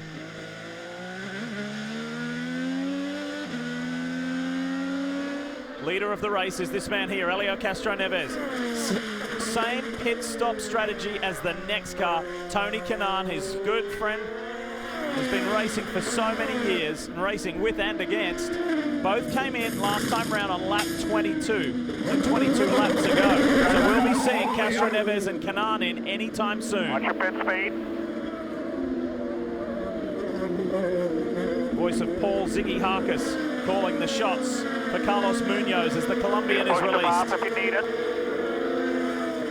And Ziggy reminding Carlos Munoz, you've got the push to pass if you need it. If you're going to use one, you're going to use it right here. Exiting turn 2 on cold tires. And look at Philippi, his green light's blinking, so he's on the button early to try and make this critical position at an opportune time. So too was Munoz. He was on it as well to try and respond. He'll hug that inside line. Felipe goes to the outside. The Italian, who made such a brilliant start and was up in the top 5 early on, unable to do anything about Carlos Munoz. Well, he hasn't given up yet. Whoa! Let the tail wag. Yeah. That was a nice save. Guys, for Luca Filippi to be in the top 5 in those opening laps of the race, considering he went off track 3 times on the opening day and spins, big rear end happy spins, just going around off track. I'm just trying to find where I'm at here at the track that he made his IndyCar debut at 2 years ago. Boy, he got it all back together in time for qualifying and the race. He too was one of those victims of that yellow, and that sent him from in the top 8 plummeting down through the field.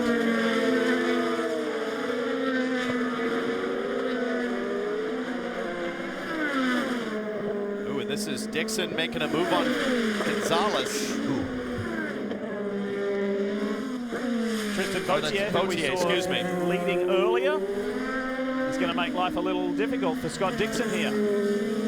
As you may have heard David Hobbs say at the top of the show, passing comes at a premium here at Mid-Ohio. It is not the easiest place to execute moves. There's just nowhere to get a decent run.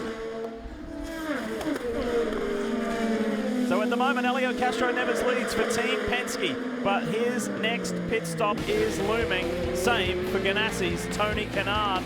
The championship leader, Juan Pablo Montoya, is in a strong spot.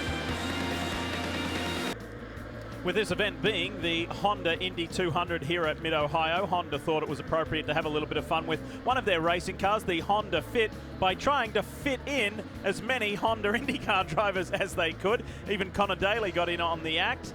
Ryan Briscoe didn't quite make it, but they managed to squeeze in 11 IndyCar drivers into a Honda Fit, including Graham Rahal and Ryan Hunter-Reay, who are two of the taller drivers in the field. Notice they didn't invite Sage Karam to join the fun. I can't imagine why. It was a Honda thing. Well, Chevrolet, you know, that's it works. Welcome back, folks, to our continuing coverage here from Mid-Ohio. Lee Diffie, Townsend Bell. David Hobbs is our special guest. Katie Hargett, Jan Beekes, Kevin Lee, and Robin Miller as we race lap 48. We're into the second half here at Mid-Ohio. What have you got, Kev? The two leaders are going to come in together. They're at pit out. Helio Castroneves, from winning the pole in Iowa, has the preferred location, but he's going to have to go around the tires of Kanaan. But Kanaan's team will scoot away that tire and make for an easier entry for Helio Castroneves. Now we're going to see Kanaan just coming in. He's got the easiest. That is a smooth 6.5 second stop for Helio Castroneves. He's back out. Let's watch Kanaan. He's going to use the primary Firestone, the black tires, this down, no changes, and Kanaan in 7.4 seconds is away. Tell you what's happening at the front of this race. It's Juan Pablo Montoya inherits the race lead. Joseph Newgarden is chasing him down. Look at this. The black car in the middle there for CFH Racing. Joseph Newgarden has eyes on the championship leader and perhaps his third victory of the year. Wind the clock back 12 months ago here in Mid-Ohio. His maiden victory in IndyCars should have occurred. It didn't. We've already documented that pit stop hiccup. Perhaps he's going to make good here, Jan. Yes, and in fact, he likes the car now. In the previous stint, he said he just lost overall grip. Remember, I agree with Townsend. They lost a little bit of time with the fuel pro, but most of that 2 seconds loss was because they had to wait for Will Power. There's not much you can do about that. Now, because he's got some clear track, he doesn't have to worry too much. He doesn't think about Rahal behind. He can charge forward and clean air. Okay. Montoya, Newgarden, and Rahal. Keep in mind that the guys, as we see Ryan Briscoe pit, keep in mind that Montoya and Rahal started 10th. And where did Rahal start from memory? Was it 12th or even further back? Yeah, Graham Rahal started 13th. So, I mean, for these guys here, yes, they were benefited by the yellow. But look at this, how things turn around. Top two in the championship, sitting in the top three in this race. And let's not forget, Graham had the pace in practice. Sure. And in qualifying, things were looking good. He came across Sage Karam, as we learned about in the pre-race, felt he was blocked. The officials didn't see that way. That's why he started 13th, and now he's able to exercise the pace that he's had all weekend. So at this stage of the season, as you can imagine, we already start looking and talking about the next season. With more on that, here's Robin Miller. Lee, Mark Miles, President and CEO of Homan & Company. We've been pretty tough on him this year, but we want a longer schedule for 2016. Tell us the good news. Well, I think there is going to be good news, a lot of good news for fans. It'll be, or start a little earlier, end a little later, have some new races, and in total, probably a couple more races. We're looking forward to it. Some races we like Phoenix, Road America, places like that. You know, it's not done until it's done, but I think there'll be some historic tracks that our fans will love to be back at. You think we'll see traditional places like Laguna Seca maybe back in the mix? I don't know about Laguna Seca, but you've been talking about a few that are very much in the hunt. All right, Mark, thanks. More races. That means more work for the NBC staff. We like that.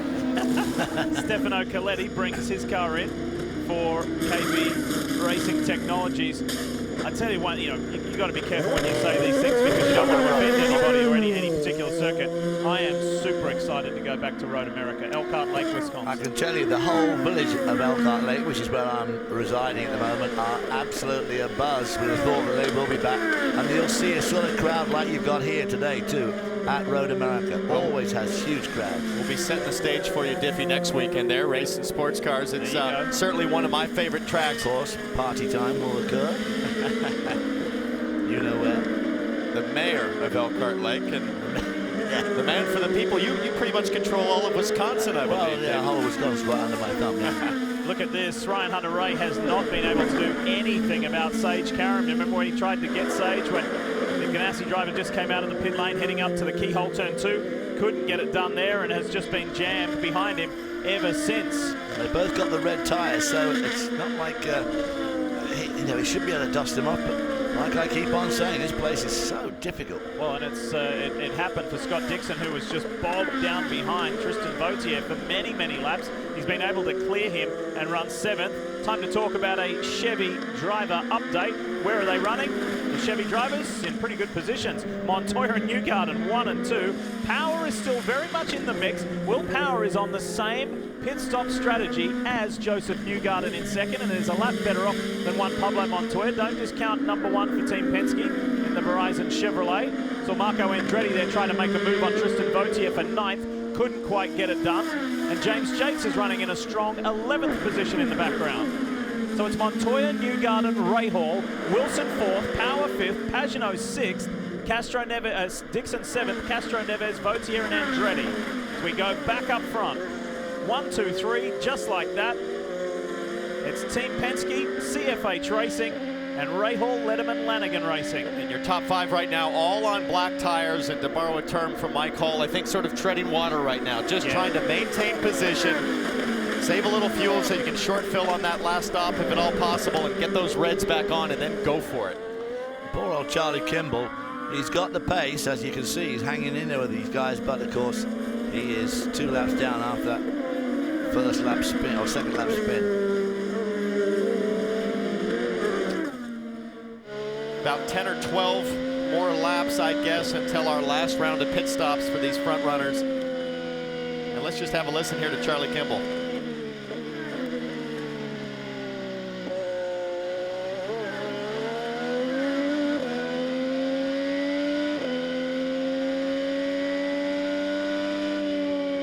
And even as far back as Kimball is there, you can start to pick up some dirty air on the front wing. Now, he still is 2 laps down, so you can tell he's hustling.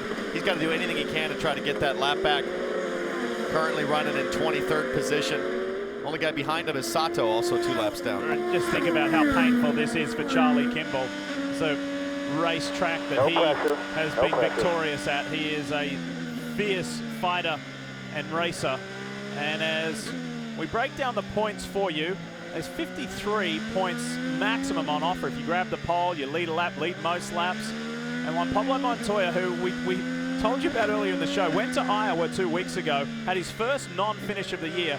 He carried a 54-point lead into that race, and unfortunately nobody capitalized on his misfortune. He came away with a 42 point, he only lost 12 points. Here right now as they stand, we've still got a lot of this race to go, the best part of half of this race, he would grow it to a 58-point lead. And wouldn't it be fitting for the season that he's had, because it's not as if he's pressed super hard here at Mid-Ohio passing a bunch of cars. He's just stayed out of trouble. He's had quick pace when he's had clean track, great work in the pits, and now he finds himself comfortably in the lead.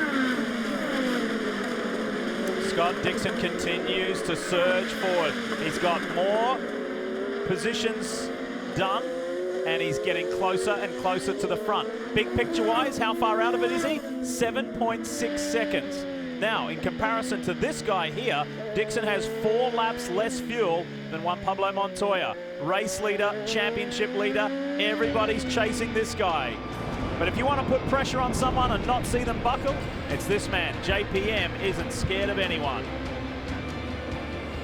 We welcome you back to Mid-Ohio, talking IndyCar here, talking Juan Pablo Montoya, race leader, points leader. He's got about a second over Joseph Newgarden of CFH Racing, and then Graham Rahal, crowd favourite, second in the championship, sits back 3rd. Let's check in with Kevin Lee. Kev? Juan Pablo Montoya is now in an excellent position to be able to win this race through in the timing of the yellows. We're watching Brian Campy. He's the engineer, and on the far side of the pit stand is Josh Coley. John Boslog was telling me, yeah, we're not surprised that Juan Pablo Montoya is having a championship drive this season, but this is a new team. Brian Campy came from NASCAR, just took over mid last season, and Josh Coley is new to racing. This is his first year in racing as the data acquisition guy. He's the fuel strategist. He said it's really remarkable, John Boslog did, the strategist, how good this team has been considering it is such a new team.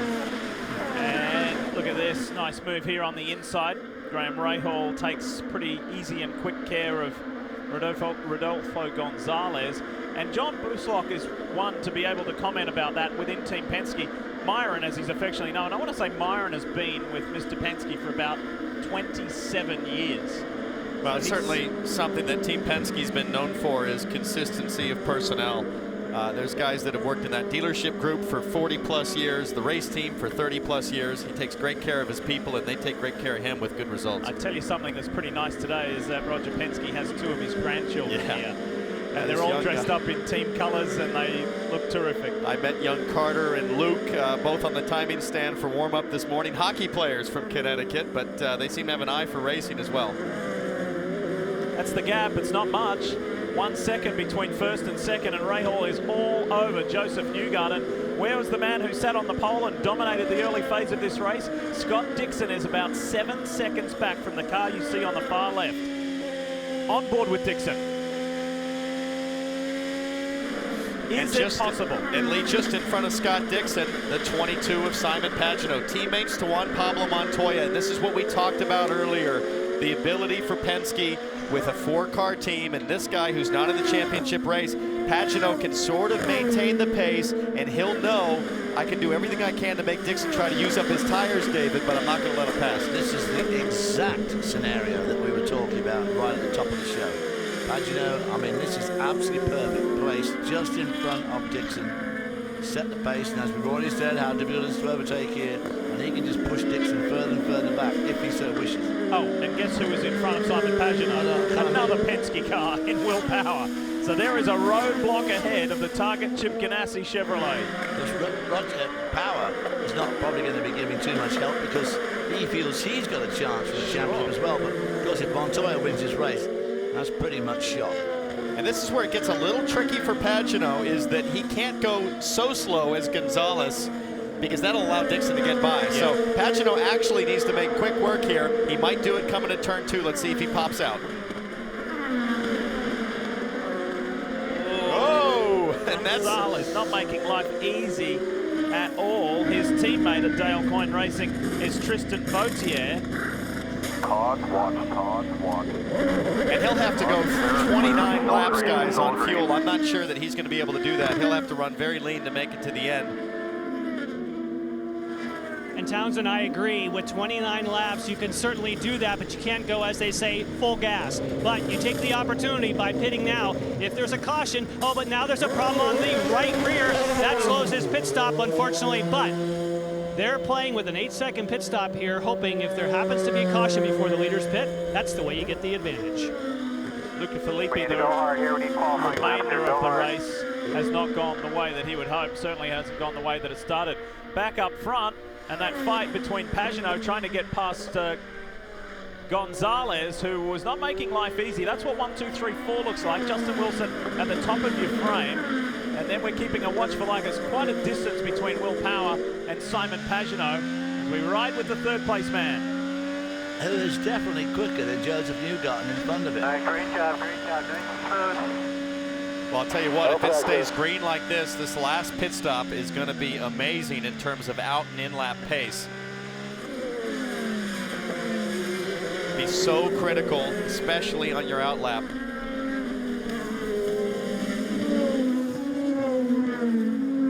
If you're one of the first to stop in this line.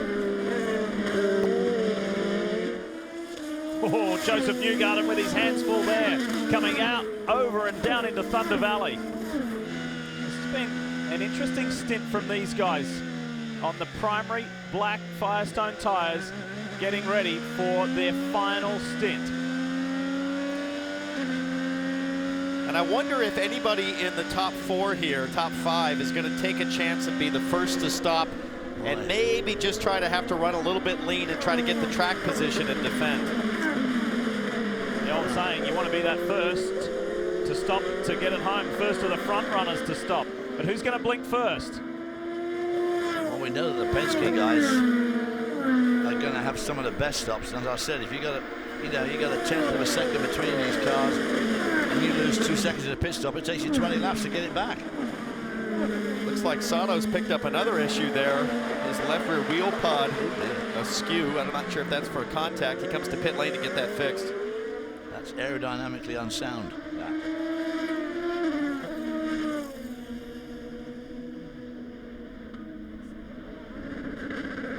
Takuma Sato has had a tough day, not the kind of day you want when it's your 100th start. You could even tell just by the crew body language there. He was on pit road for a long time. We're out of parts. And they don't have any rear wing left. Yes, you heard Larry Foyt say we're out of parts. Of course, they had that damage early on. It took a long time to repair it. And boy, not the day he was looking for. And Scott Dixon's laid out. All right, the master at saving fuel is the first of the top 7 to come into pit. Scott Dixon making what should be his final stop.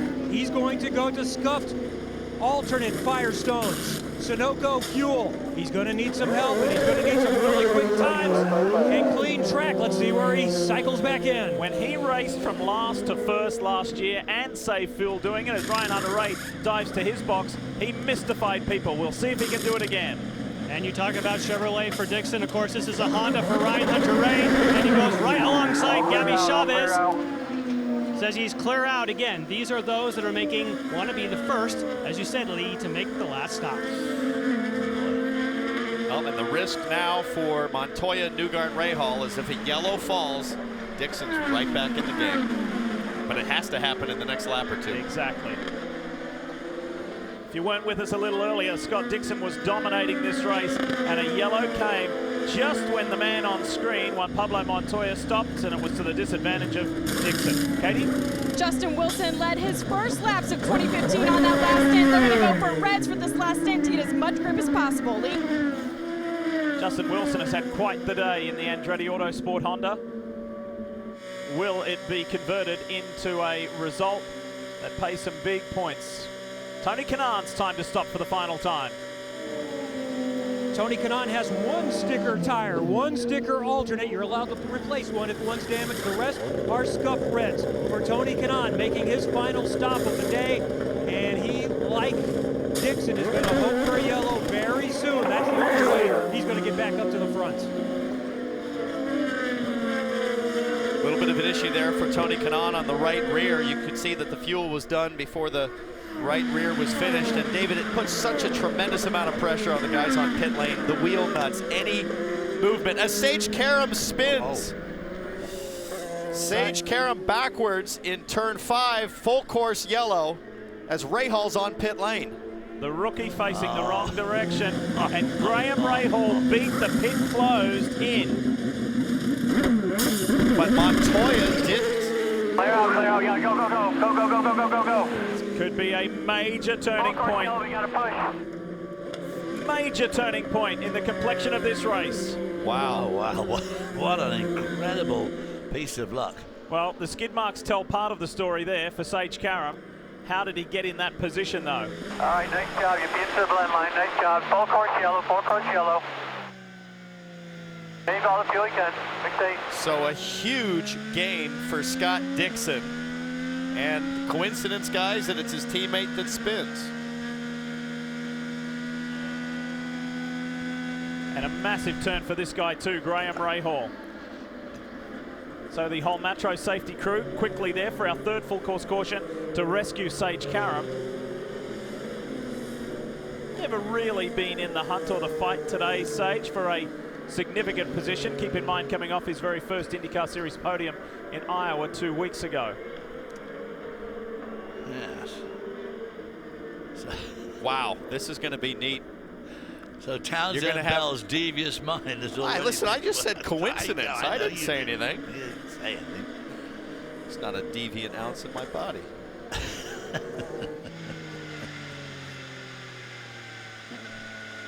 Massive day for Graham Rahal.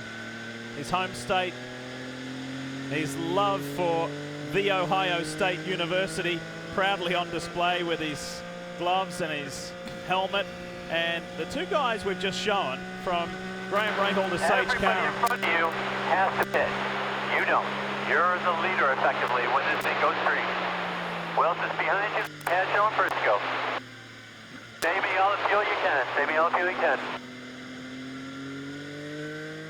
Graham Rahal getting the picture a little clearer, saying everybody ahead of you must stop. Yeah, just getting back to the Rahal Sage Karam thing, those two guys had some harsh words to say to each other yesterday after qualifying.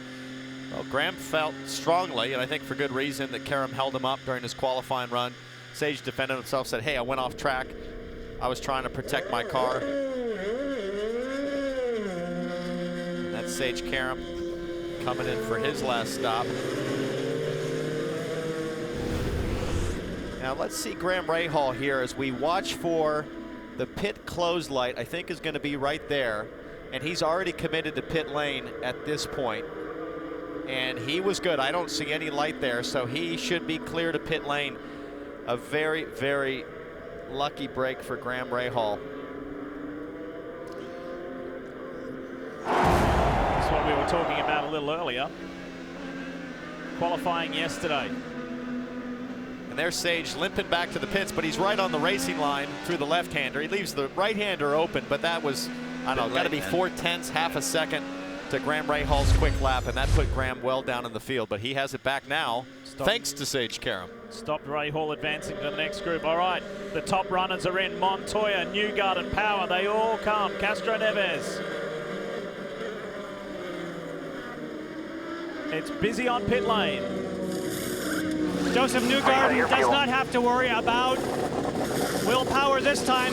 So far, everything's smooth. They give him some wing, and he's underway at the same time as Will Power. Kevin? The timing of the yellow taken and it given. This time it took it from Juan Pablo Montoya. He beats everybody up pit road. Will Power second, Newgarden third. But I think they're only going to cycle in around 11th or so in this race. With Rahal, he should be taking over the lead. Indeed, he does.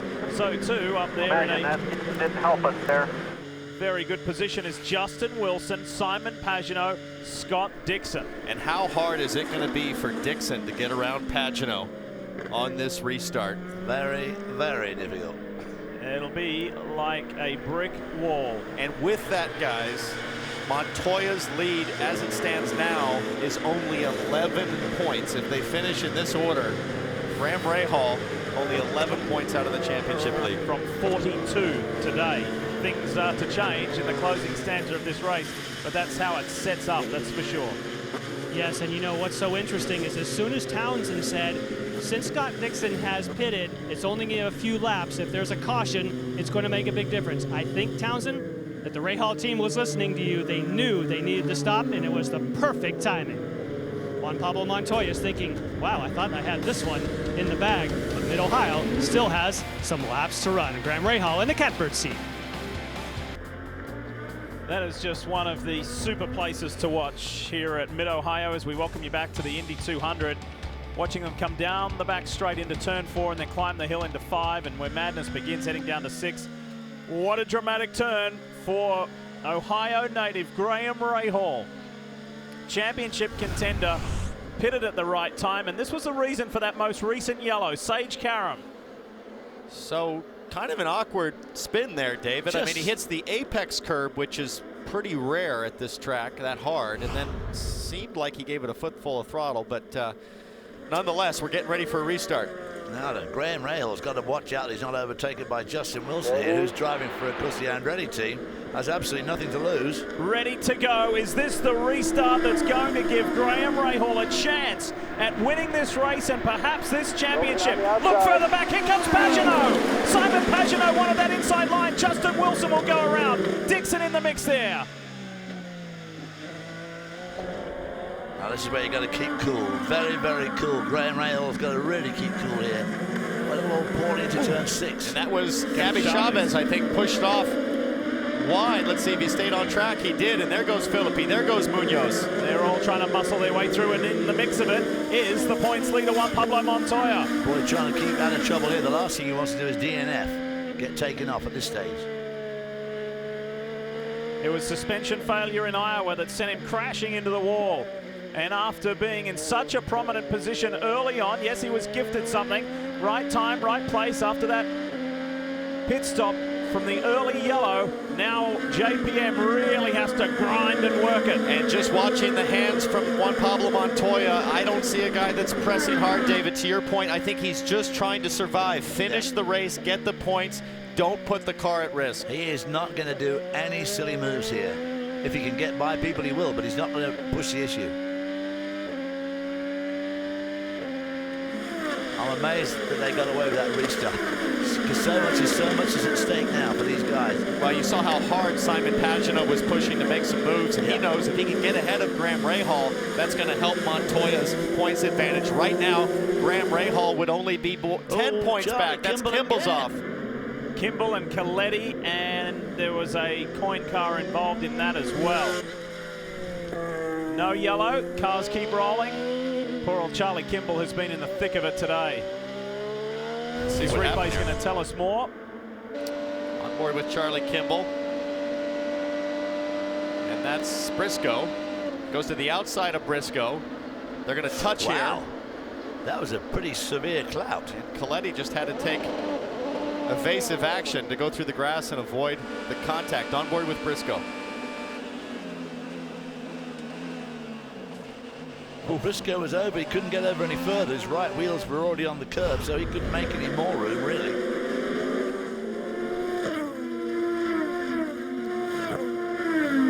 His last 19 laps are going to be pretty fraught.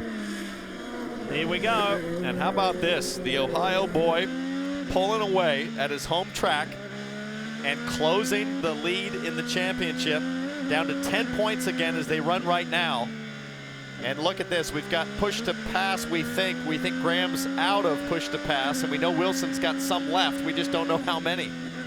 But I tell you what, Graham Rahal on that last stint, he was obviously quicker than Joseph Newgarden, who was in front of him, and I think his car is handling really well at the moment. He is just pulling away. Scott Dixon hasn't been able to do anything about it. You know what to do. Simon Pagenaud there in that third spot. Justin Wilson is just cruising, doing a beautiful job in second. Speaking about our race leader, Graham Rahal, and the Rahal family, his famous father, Bobby, I'll tell you about a really good cause. Every year here, now this was the 4th annual, in Columbus, Ohio, they have the Rally at the Ranch. They honor different drivers each year. This year it was Bobby Unser. But what happens is it's a charity deal where they benefit the Buckeye Ranch and its program, which helps youths and families with mental and behavioral and substance abuse issues. They raised over $300,000. So congratulations, Bobby, Graham, everybody involved for such a worthy cause. Quick reminder about Honda's fastest seat in sports sweepstakes. No purchase is necessary. Just go to shophonda.com and you could be in the mix to start a Verizon IndyCar Series race and perhaps even share that two-seater with legends like Mario Andretti. And what a great day it would be for Honda in the Honda 200 at Mid-Ohio here, where they've got such a huge amount of manufacturing capacity in Ohio. How sweet it would be for them to come first and second. Yeah. Racing lap 74 of 90. Graham Rahal came out straight away before this weekend and said, we need another win. We need another win, Robin Miller, if I'm going to win this championship. Well, we've got just over 15 laps to go, and it's looking pretty sweet at the moment. Well, think about this. You and I were talking yesterday, Lee. Think about how Chevrolet has dominated this season in practice and qualifying sessions. It was something like 55-5 a couple races ago. If Honda would somehow steal this championship, I mean, I think there'd be mass suicides in Detroit. Well, the president of Honda Performance Development, Art Sincere, is here this weekend, along with a lot of HPD and Honda personnel. President of Honda USA is here. Yeah, John Mendel. They just say they feel that they've been able to get, they being Honda and HPD, have been able to get back on track when IndyCar has. Whoa, Coletti is off again. Comes back onto the track, airborne, and almost hits Rodolfo Gonzalez. That was close. Now that's where he went off a couple of laps ago, taking evasive action, trying to avoid hitting this guy, Charlie Kimball. That looked wild. What happened? Gonzalez on the left of your screen, on the inside line down into 4. I didn't see the start, but the finish would make Tony Hawk proud. Here's Coletti going side by side, gets pushed off at the exit. He's going to drift the thing through the grass. Beautiful catch here. And really, no harm, no foul. Maybe lost a car length. He's saying all the way through there, I think I got it, I think I got it, I think, oh, I have got it, yeah, oh, good. Excellent. That's good stuff, good stuff. And that section at Mid-Ohio is so unique as Coletti now gets the position on Gonzalez. A couple of former GP2 competitors. Yeah. And he's able to dispose of it. That last pit stop go round, that caution. And look at Marco Andretti. Marco and Montoya. Andretti on the inside, the points leader on the outside, and he has to yield. He has to let Marco go through. And I think the whole field knows with Montoya right now, that he's not going to fight back. He is not going to fight. And how about Marco Andretti's completed every single lap available from this season? And look who's lining up for a shot now. Newgarden wants Montoya. Power wants his teammate as well. Yes, and they're all lining up. You watched Joseph Newgarden, but when you saw Marco Andretti, we haven't seen him much today. He said that his car is the best he's had all year as it rolled off the transporter, and that goes along with that point you're talking about with Honda. This is a smooth racetrack. They've been working on the aero kits, and they're obviously, the way the positions have come out today, pit strategy has helped, but also they're back in the game as far as speed. And Graham Rahal can thank Marco Andretti because now, as they finish, it's a 9-point lead for Montoya. So the championship swing this race has gone from potentially 58-point lead to now only a 9-point lead.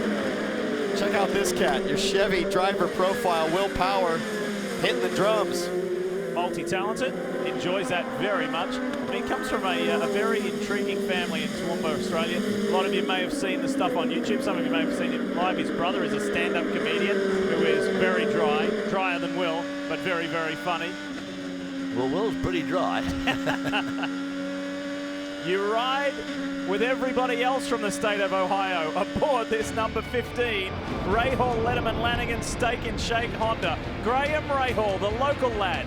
Can he do it at home? Well, there's so many great stories in sport about multi-generation families and their sporting accomplishments, and the Rahal family is that. 30 years ago, Bobby Rahal, victorious here at Mid-Ohio, driving for Jim Truman. And that is Graham, the current race leader, Bobby's son and Debbie's son, holding Graham's booties that he used to wear, that she would put on him when they would come here to watch Bobby race. So now, if you are unfamiliar with the story of this year, or one of the stories within the Rahal, Letterman, Lanigan camp is Bobby Rahal said, I'm going to take myself off the radio. I'm not going to be on the timing stand anymore. You know, maybe that might be one of the things that's not working here with my son.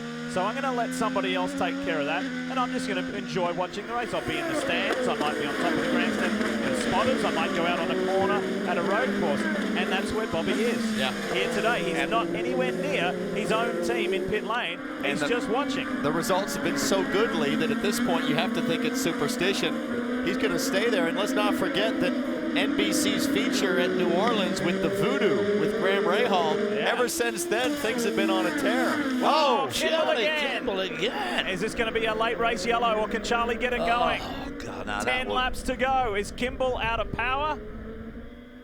And he's out of power. He's given the signal. I need to get a start here. In the caution. Oh, my gosh. Talk about it's not over till it's over. 10 to go. It's the last thing Rahal needed. He had more than 3 seconds advantage over Justin Wilson. What's happened here to Charlie Kimball? Coming up on one of the coin cars. And it's Gonzalez.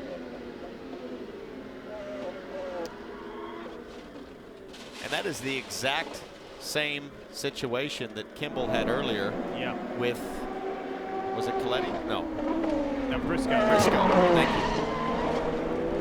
And I'm afraid that Charlie just needs to give a little bit more room. It's plenty wide to run too wide there. I think Gonzalez moved over a little bit to start with, then he moved back, but it was too late. Well, he's at the apex, so he's on the natural line, I guess, inside. Little you can do about it. Now, it's the second full course caution from a Ganassi car. We understand the previous incident with the number 8 is under review after the race. Yeah, race control and the race director and IndyCar will look at the Sage Karam situation. Meanwhile, one of his teammates, Charlie Kimball, back going again. Quick break and back to finish this off. Setting up for a fascinating and exciting run to the checkered flag here at Indy 200 at Mid-Ohio. And we were just telling you the story about Bobby Rahal, his son here on camera, Graham Rahal, and how Bobby doesn't stand on the timing stand anymore. Well, when you're the team owner, you still get to have a radio wherever you are around the course. Have a listen. Dad, don't worry about giving me updates unless someone's there. clear. Copy. I copy. Car's just now coming to me. Getting better every lap.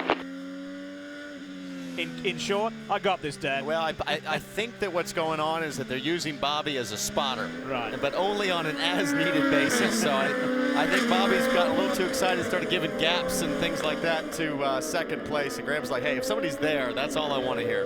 Look at the crowd. Look at the acknowledgement. And if Rahal can pull this off, a Rahal winning at Mid-Ohio.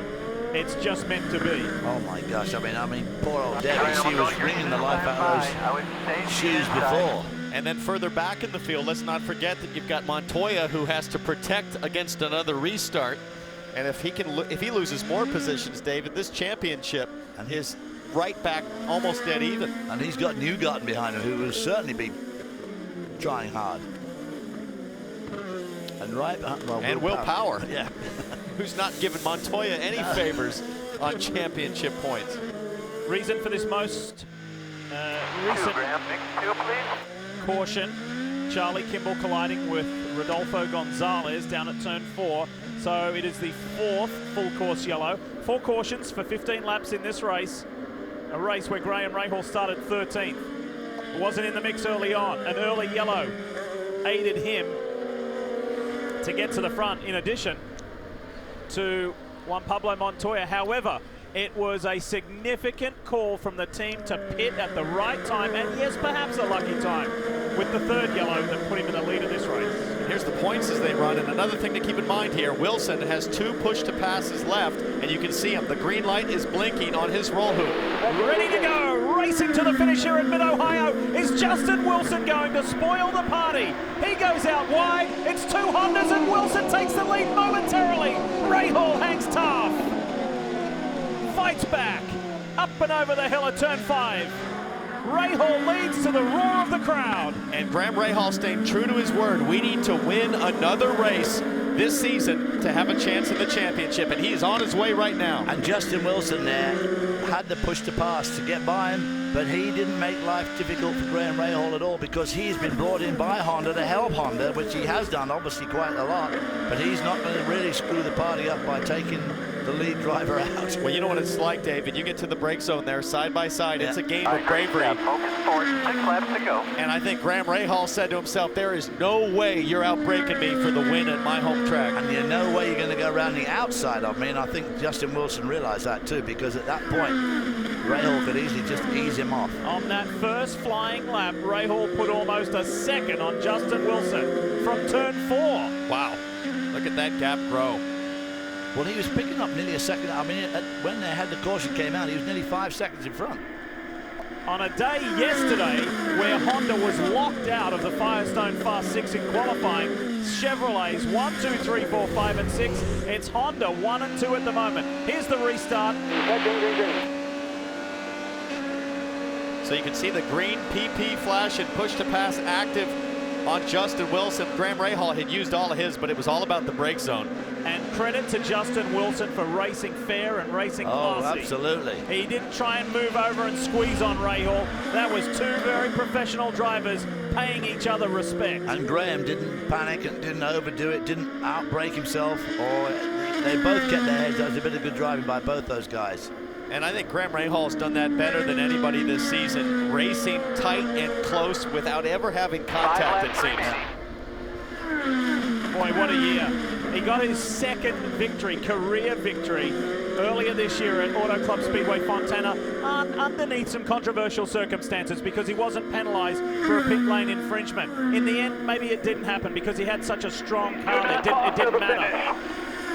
Do not talk to the finish, says Graham Rahal. I don't blame him, David. I'm leading. I've got a 2-second lead as Wilson goes wide there. Boy, locked up there, left a bit of smoke, which gave Pagino a chance to bounce, but not quite close enough.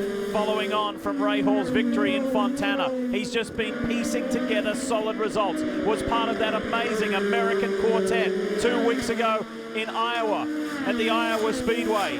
This is the year that Graham Rahal will remember forever. He's getting married later this year to Courtney Force, daughter of John Force, an NHRA star in her own right. What a year 2015 has been. And you know what?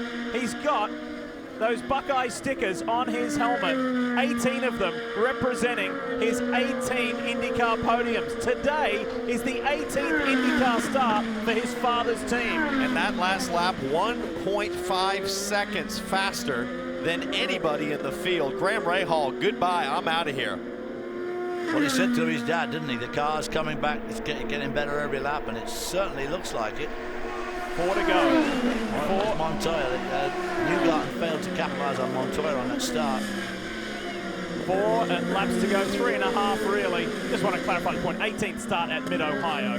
Beg your pardon, I didn't finish off that point. So points as they run now in the closing laps. Montoya would lose 32 points today from a 42-point advantage to 10 if Rahal stays in the lead and wins this race. With 2 weekends remaining, Pocono and Sonoma. And double points. And don't forget who won the last big oval race at Fontana, as you said, Lee, Graham Rahal. So he's going to go to Pocono full of confidence if he can hang on here. He's out 3 seconds over Justin Wilson. And I just can't get over the fact that Graham's previous best finish 5th at Mid-Ohio. I'll tell you what, he went around that turn 2 then beautifully. He was right on the inside curb, which is what you need to rotate the car, but it's so difficult to keep it there. But his car is handling really, really well at the moment. If you're wondering where our championship leader is, Juan Pablo Montoya is 12th. Look at the crowd loving seeing this steak and shake machine for Rahal, Letterman, Lanigan out in front in Ohio. For Scott Dixon, Mr. Mid-Ohio was the victim of a yellow coming at the wrong time. He runs 4th. He's about 5 seconds behind Graham Rahal. The order is Rahal, Wilson, Pagenaud. Pagenaud, boy, that podium will bring some relief if he can hang in there for these closing 2.5 laps. Dixon is 4th, Kanaan 5th. Tristan Vautier will give Dale Coyne a top 10 if he stays where he is. That's an outstanding result. Luca Filippi in 7th, Hunter-Reay 8th, Hawksworth and Munoz. After a disappointing start to the weekend, if Carlos Munoz can drive to 10th for Andretti Autosport, that'll be some relief for him as well. That'll be a great result for Filippi and for Hawksworth too. For Joseph Newgarden, who was very much in the mix earlier in this race, he's down in 14th position. Will Power in 15th. Elio Castro Neves 16th. And Bourdais, Sebastian Bourdais, who made such a fantastic start, qualified on the second row, he's down in 16th. Just the way that these yellows have fallen today, Townsend, have really, you've either been the lottery winner or you've lost your job. It's been unfortunate.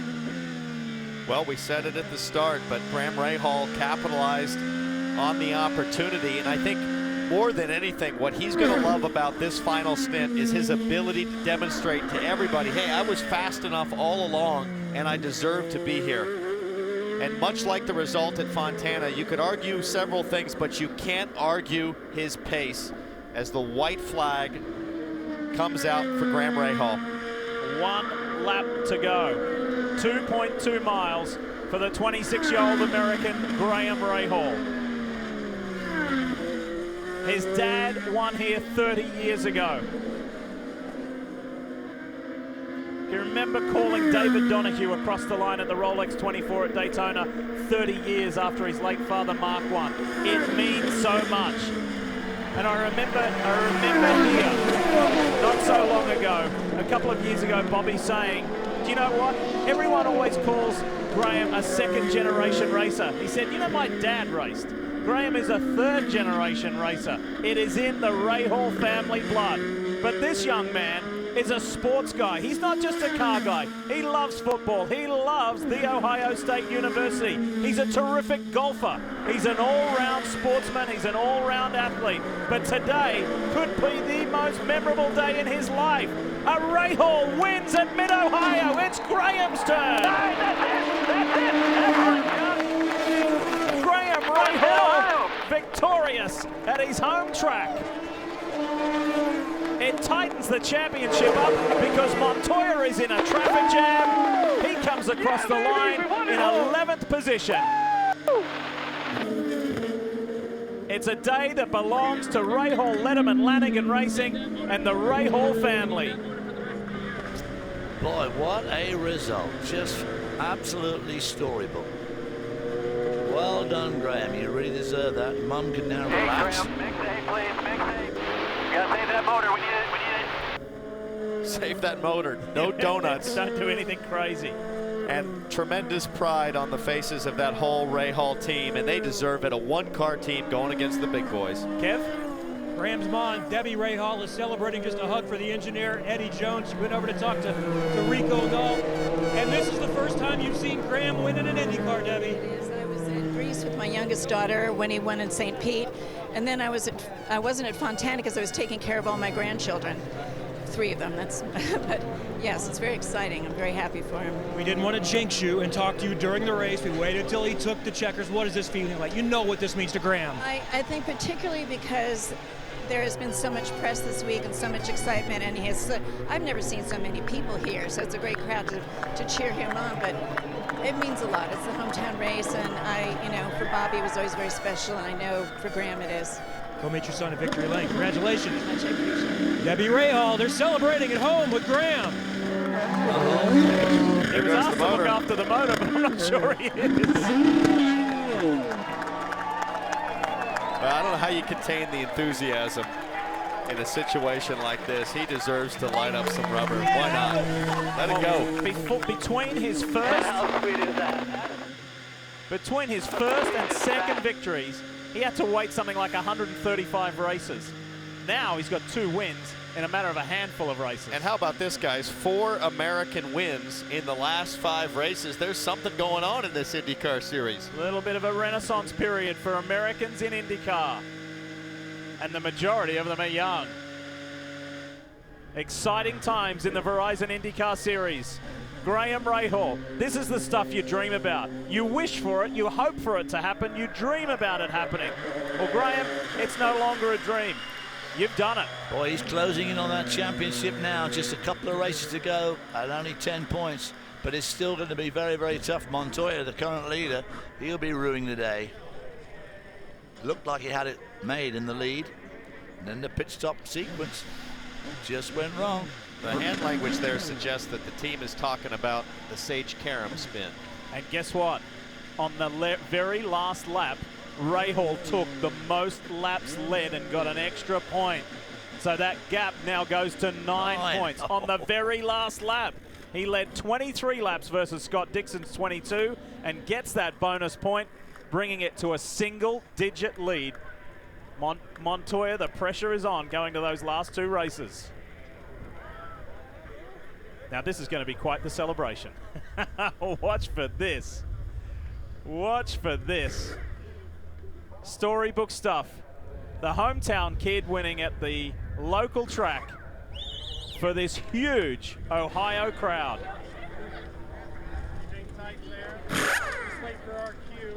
Nice work. Nice work. Graham Rahal with the Ohio State gloves and helmet. He's done it for the Buckeye State.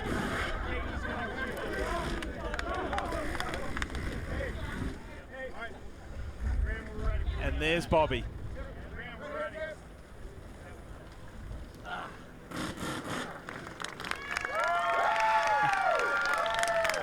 Graham Rahal wins at his hometown, takes a drink of a Steak and Shake milkshake, and he's able to add another Buckeye sticker to that Ohio State helmet.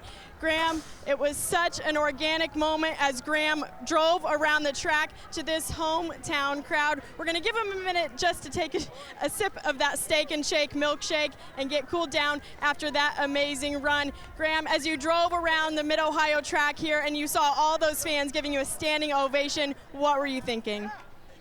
I mean, honestly, for me, other than the Indy 500, this is the biggest race of the year for me. And so, you know, to get Steak and Shake and this team a victory here at home, I mean, in a time when we really needed it, you know, on points. And, man, what a day. I don't know what to say. I mean, I can't thank all the fans. The crowd today was absolutely unbelievable. Hometown crowd was amazing. I appreciate the support so much. And like I said, you know, for Steak and Shake, Maxim, DA Lubricants, Fight SMA, everybody's been a part of this team this year. I mean, this is absolutely unreal for me. And, of course, a very tough day in the office for Speaking of support, your mom just saw your very first IndyCar win. Your dad was also here today. What does it mean to have both of them here today? Yeah, it's pretty cool that, to have both of them here. Obviously, the only person we're missing is Courtney, but it's, I got my little sister, my oldest sister, my brother, everybody's here, so it's pretty cool for us. I mean, all of us were brats running around this place for so many years, terrorizing this paddock, and at Mid-Ohio, so to get a win here, I mean, honestly, this means more than anything else, means more than my first win to me. This is the best day. And now just 9 points behind Juan Montoya. How does that change your strategy for the last 2 races? 9? Awesome. Yeah, feel pretty good now. All right, Graham Rahal said he had to win today, and he did, Lee. And there's his mum. There's his mum, Debbie. Think about everything a mother goes through with their children, and for Debbie to see her son's first IndyCar win, or her first time being there for what is now his 3rd IndyCar win. Dad Bobby on the other side. What a day for the Rahal family. Unbelievable. Look at that. The local papers will be full of that young American tomorrow. Yeah, the headlines in the Columbus papers tomorrow are going to be very, very exciting for him. And as he said, other than the Indy 500, this is the race he would like to win most of all. And a huge crowd did turn out today. Did they all come to see him? Probably not, but there's still in all a massive turnout here at Mid-Ohio. All right, let's hear from Juan Montoya. Jan's there. And boy, you talk about the thrill of victory and the agony of defeat. Unfortunately for Juan Pablo Montoya, he clears as Castro Neves cars come through. You were on the good end of the pit stop strategy originally. You went to the front, but then that timing in the end for that strategy just burned you. Yeah, I mean, when everybody else pitted, they had to say field from that point, or it was hard for them to make it without a caution. And, it's kind of weird that all the Ganassi cars pitted on stage all of a sudden spin. So it's what it is. I don't know if it was on purpose or not, but I heard the spin was really dodgy. So that's what it is. So you think there's some foul play there? Karma's a bitch, so we'll see. Well, we know that's under review, and I know the Penske team wants to see this data. Very unhappy, Juan Pablo Montoya. An extremely unhappy Montoya. Body language there, everything. Well, the walls are closing in on Juan Montoya. Single-digit lead. He started the day with a 42-point lead. That guy there changed the complexion of this championship dramatically. The lead is now just 9 as we head to Pocono in a couple of weeks' time. An oval and a road course to go to determine who will be the 2015 Verizon IndyCar Series champion. Could it be young American Graham Rahal up against the veteran Juan Pablo Montoya? You're watching CNBC's coverage of IndyCar, brought to you by Dry Fire, the fire-resistant base layer choice of Graham Rahal and the new breed of industrial athletes.